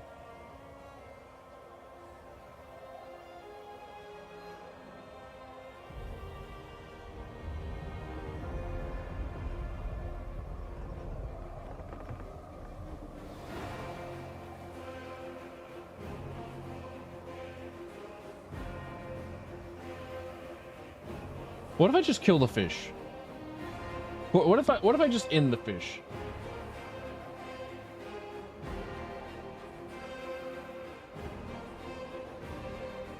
You know what? Sounds like a good idea. Die. Perish. Be gone. No fish. Fish dead. Fish dead forever. Tired of dealing with it. I haven't added any new fish in a while. And one day it's going to like have to fish out the compliment, and it's like, you know what? I'm not ready for that. Ain't ready for that one.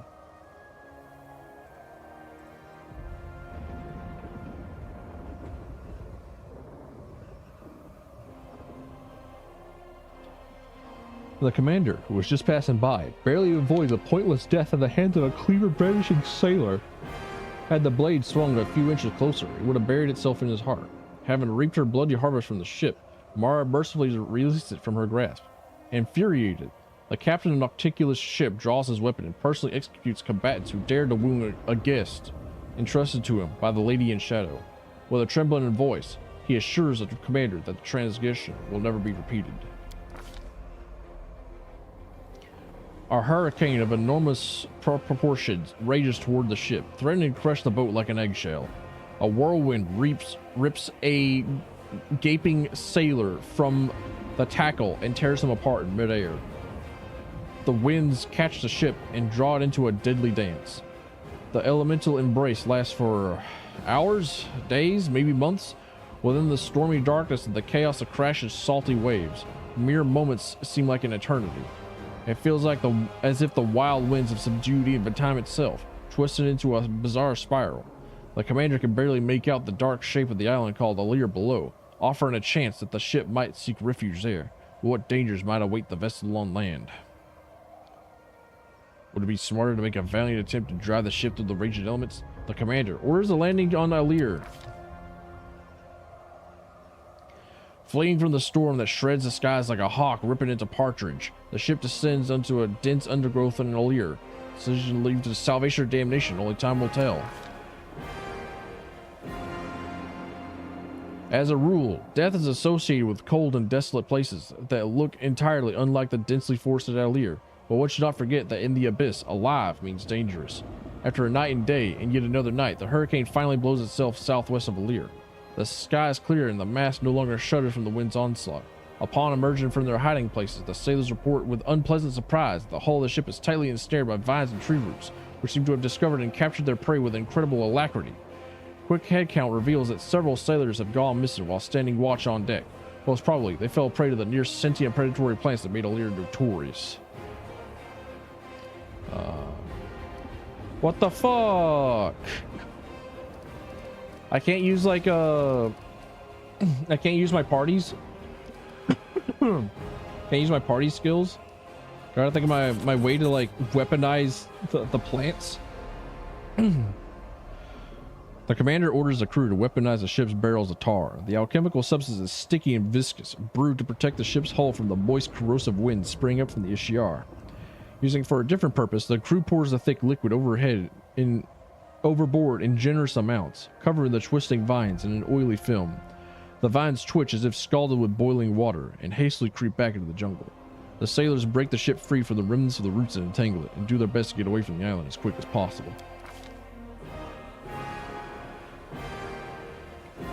An outbreak of an epidemic in the close quarters of an airship is a calamity that could easily turn any vessel into a flying mortuary, grimly cruising the airstreams. Unsurprisingly, the crew is horrified when they notice the first signs of disease spreading on board. In the morning, many sailors find themselves unable to rise to their feet. The afflicted are racked by a merciless fever, and several of those most weakened by the journey have already stopped breathing. Neither spells nor mundane cures seem to help. The commander realized that this is the Ligma. The wild drinking party? You got it. Having tempted the crew with a drinking party, the commander accidentally discovers a miracle cure. In the midst of the spree, the sailors gather all the booze on board and pour it into a huge barrel where it mixes and bubbles.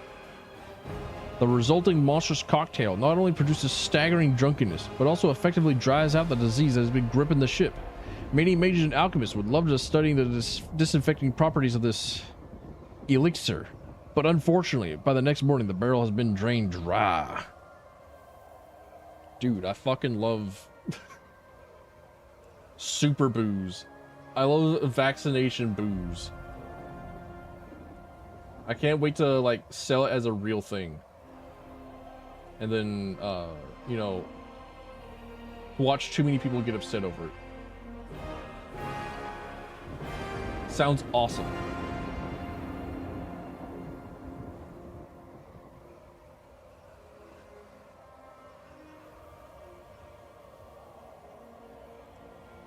Ligma thralls. Hey, no. I can't believe that they would be the COVID zombies.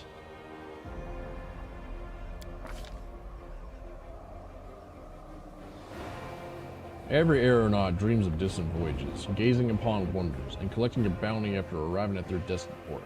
But no one ever dreams of fighting harpies, monstrous storms, carnivorous plants, or invisible but deadly diseases.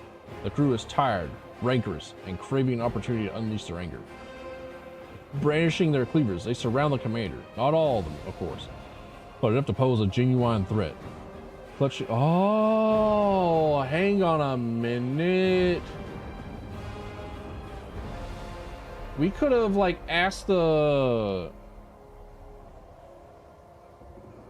There was like a. Actually, hang on a minute. Can I? Pilot in the bar. We can talk with her, yeah?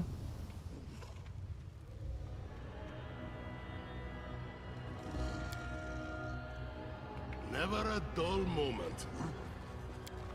And we don't have to like take Nocticula's ship. Cause every so often that had like a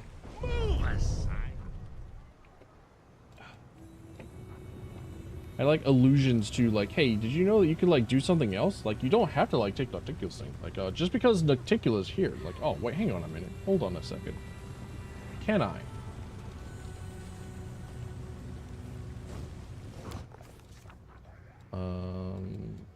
Battle Bliss.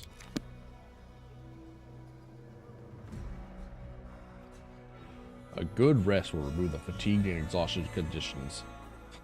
Sometimes you need to take those long rests for like a week.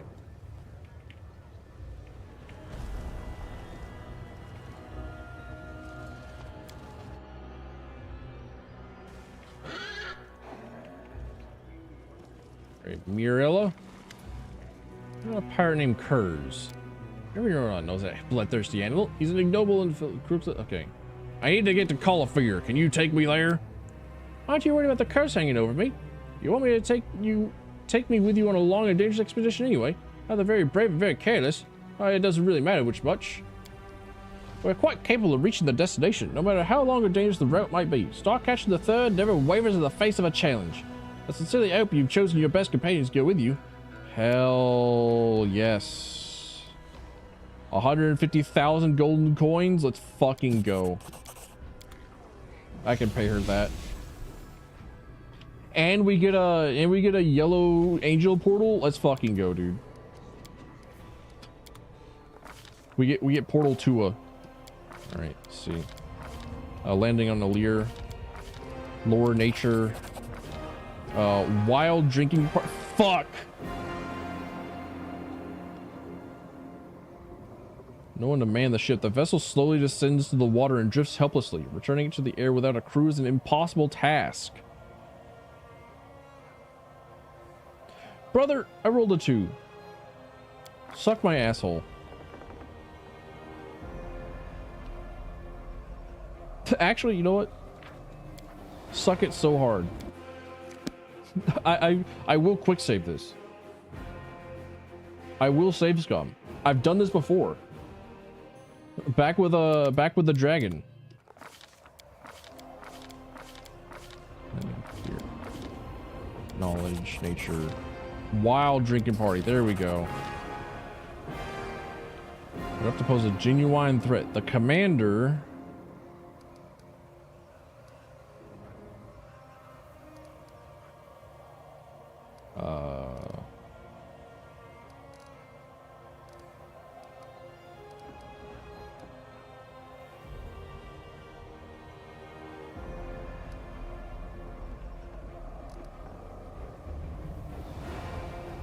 Can I demand that of her? Like, I wouldn't particularly mind surrendering into their hands, but like, yeah, you know, demand Captain Miralera calm down the crew. Sorceress produces a bundle of amulets and puts them on with visible disgust. Her eyes darken and echoing darkness appears in the eyes of the mutineers. Moving like mechanical dolls, they return to their lines and get back to work. But their leader and main instigator staggers to the ship's side and steps off into the void. A second before he hits the water, his trance breaks. With a desperate scream, he tries to spread his wings, but it's too late. Mialara tears off the amulets and disappears into her cabin. She emerges several hours later, her face pale and her eyes red and puffy. Damn. Call of Fear is in sight. However, this is not the end of the expedition, not for the commander. After all, the journey's end in a safe port where the fortunate survivors may heal their wounds, quench their thirst, and drink away their loot. Call of Fear promises nothing of the sort. It is all grim rocks, gloomy caves, and the horrible creatures lurking within. One such creature notices the ship and takes flight. The beast is an umbral dragon, its scarlet eyes sparkling rapaciously, its jaws opening hungrily, and the airship seems a convenient snack for the monster.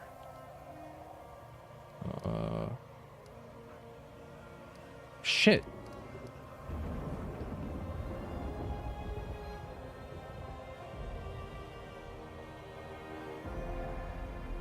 I prepare for a fight. What happens on the deck after that cannot be called a fight. It is a massacre. The sailors' weapons bounce off the dragon's scales, but its sickle-shaped claws slice through their bodies with ease. The beast tosses the bleeding and screaming chunks of meat in the air, swallowing them with a disgusting purr of satisfaction. Finally, the monster sates its hunger and leaves the battered ship alone.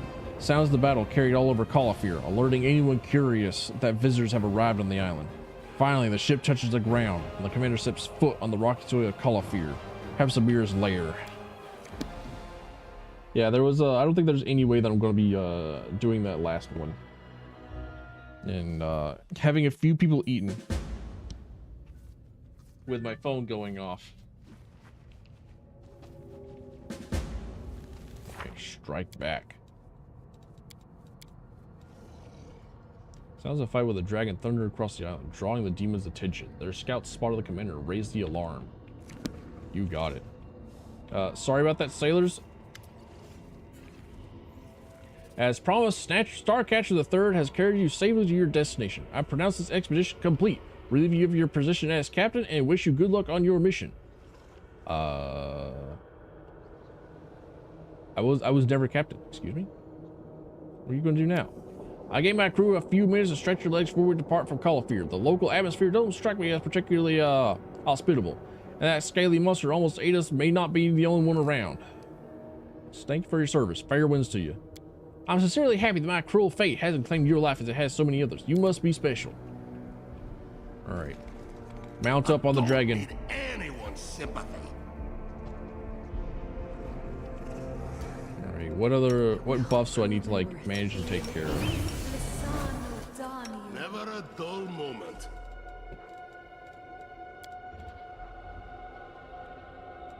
Transform ability. Hands up bonus to speed increases to plus 30 feet. I can just make myself like 30 feet faster. Which is not as fast as just riding my dragon. How long does this last? 10 minutes a level? Believe in yourself, strength.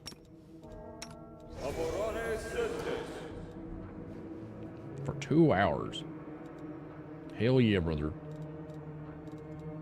Seems good to me.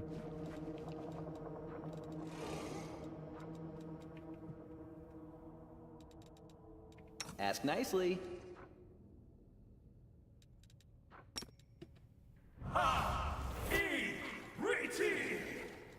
Should we proceed? We'll make things right.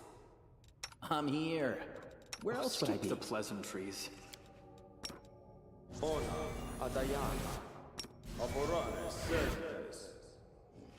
Okay.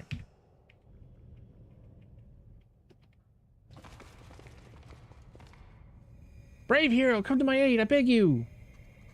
Alright, time to go into a trap. Let's fucking go, dude. Move aside. I'm in trouble. Oh, who will save me? A great hero. Oh, wait. A great reward rescues a hero of the... Yeah, okay, whatever. Yeah, like, that's not happening. You very specifically specified a great reward. Like, nah. Nah, you're like a super trap. Can we retreat already? Bow Eliminator. But we'll just cast a haste.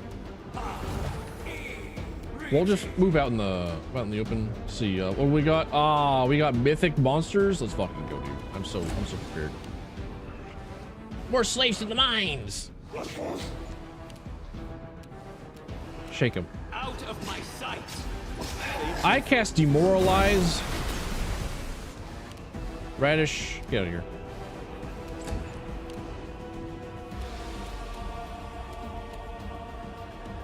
Retreat is not an option. Chain lightning. Cool.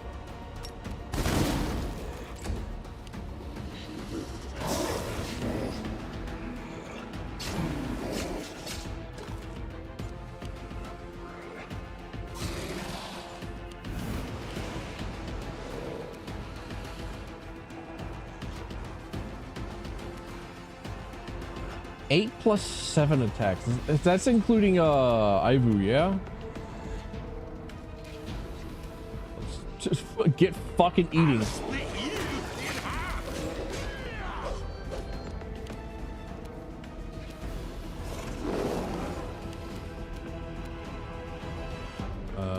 Go my wife. I will resist. It's time to kill them. Cover me, all right? It's time to explode them. Oh, from behind. Okay, I see. I see. Radish, flee. Flee, my little guy. We can just like auto win on him though. Like, just kill him. Just fucking kill him. Rules are made to be broken. Rushly with the negative levels, unfortunate.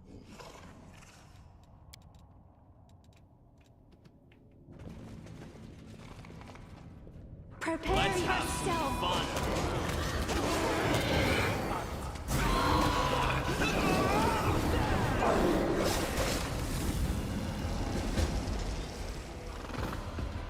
The head-on attack on the mines must have raised the alarm. Like, dude, we were already like fully aware that the alarm was raised. Like, no problems. You can handle them. I will see to your demise.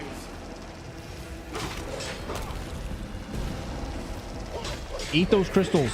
The crystals are evil. No, Woljif. He's fucking dead. Yeah, whatever. Smile. The world's not ending just yet. No, wait, we have a scroll of heal, yeah? One of us has a scroll of heal? I wonder why. So I don't have to use like a...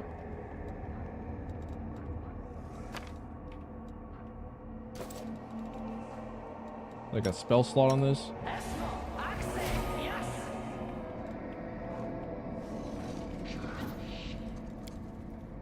Miners cut this crystalline vein clean. Sorry, cut it open and picked it clean. There we go. Don't know?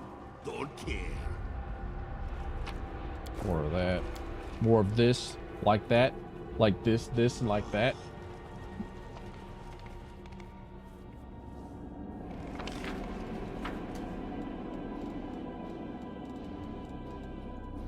How much longer, I wonder? Knowledge Arcana. I'm glad I was useful After to you. smooth walls, you can detect the lingering traces of a transmutation spell. Based on these observations, it seems likely that this mine was created through magical means. Oh, is that a pile of gold up there that I see? It's done now. A glittering heap of jewelry, gold coins, gems, and utensils made from precious metals. Touch the treasure? Okay, well that's a trap, right? That's a trap that will like summon in a dragon. That isn't as cool as my dragon. I won't let you hurt my friends. Some sentient rocks, whatever, man. Just kill him, I guess. This is my kind of work. Move aside. Time to stretch me muscle.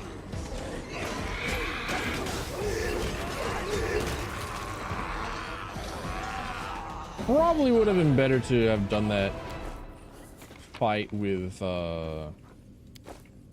manually. This is my kind of work. As opposed to just like autoing in on him. Oh, hey. I could just like take a long rest and cleanse corruption. Make way. Don't stop me now. This is my kind of work. Okay, if there were prisoners in there, then like I guess I missed them.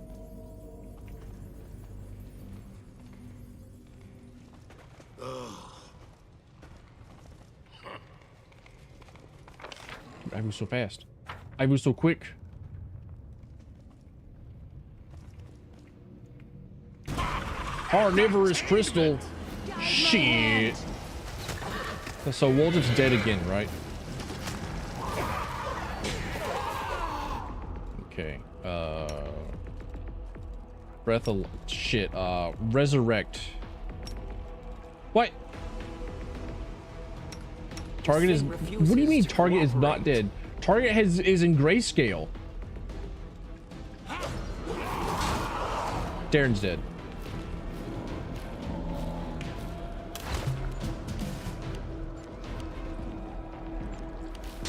Sometimes you think that you can just like auto win on some normal shit. I guess not. Make your peace.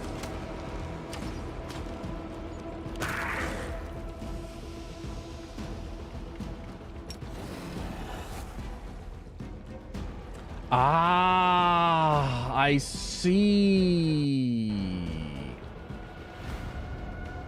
Ah, now I understand why they're still alive. Because Bismuth's big fucking fat ass. Oh.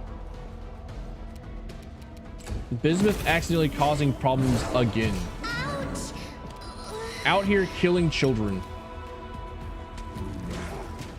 I'm pissed on? Damn it. Why do I have to suffer such a fate?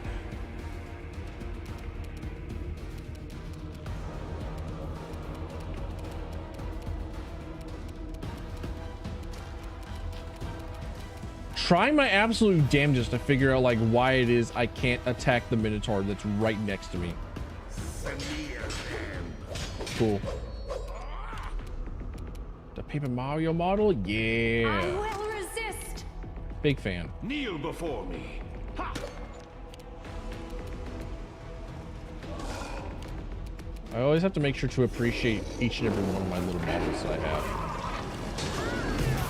Oh, now that happened. Okay, all right, sure, yeah, man, whatever. See, I could have prevented you attacking my wife. Prepare yourself. But no. Oh, right. I have to revive my dude. Target is not. This thing refuses to cooperate. This thing refuses to cooperate. Fuck you mean target is not dead? Brother.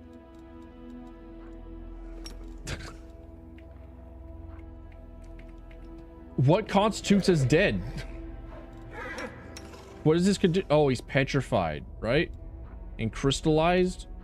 So that's what? Break enchantment? Waiting's never fun. Break enchantment. There we go. Good artists are astounding. Yes, sir. Yes, sir. Have to make sure that I take the time to appreciate every single artist. That bothers with me.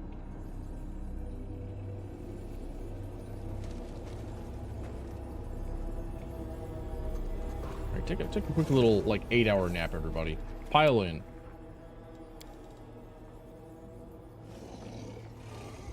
Territorial arena is a mark of a military art. Right, baby. Failed to weaken the. Okay, whatever. That don't matter.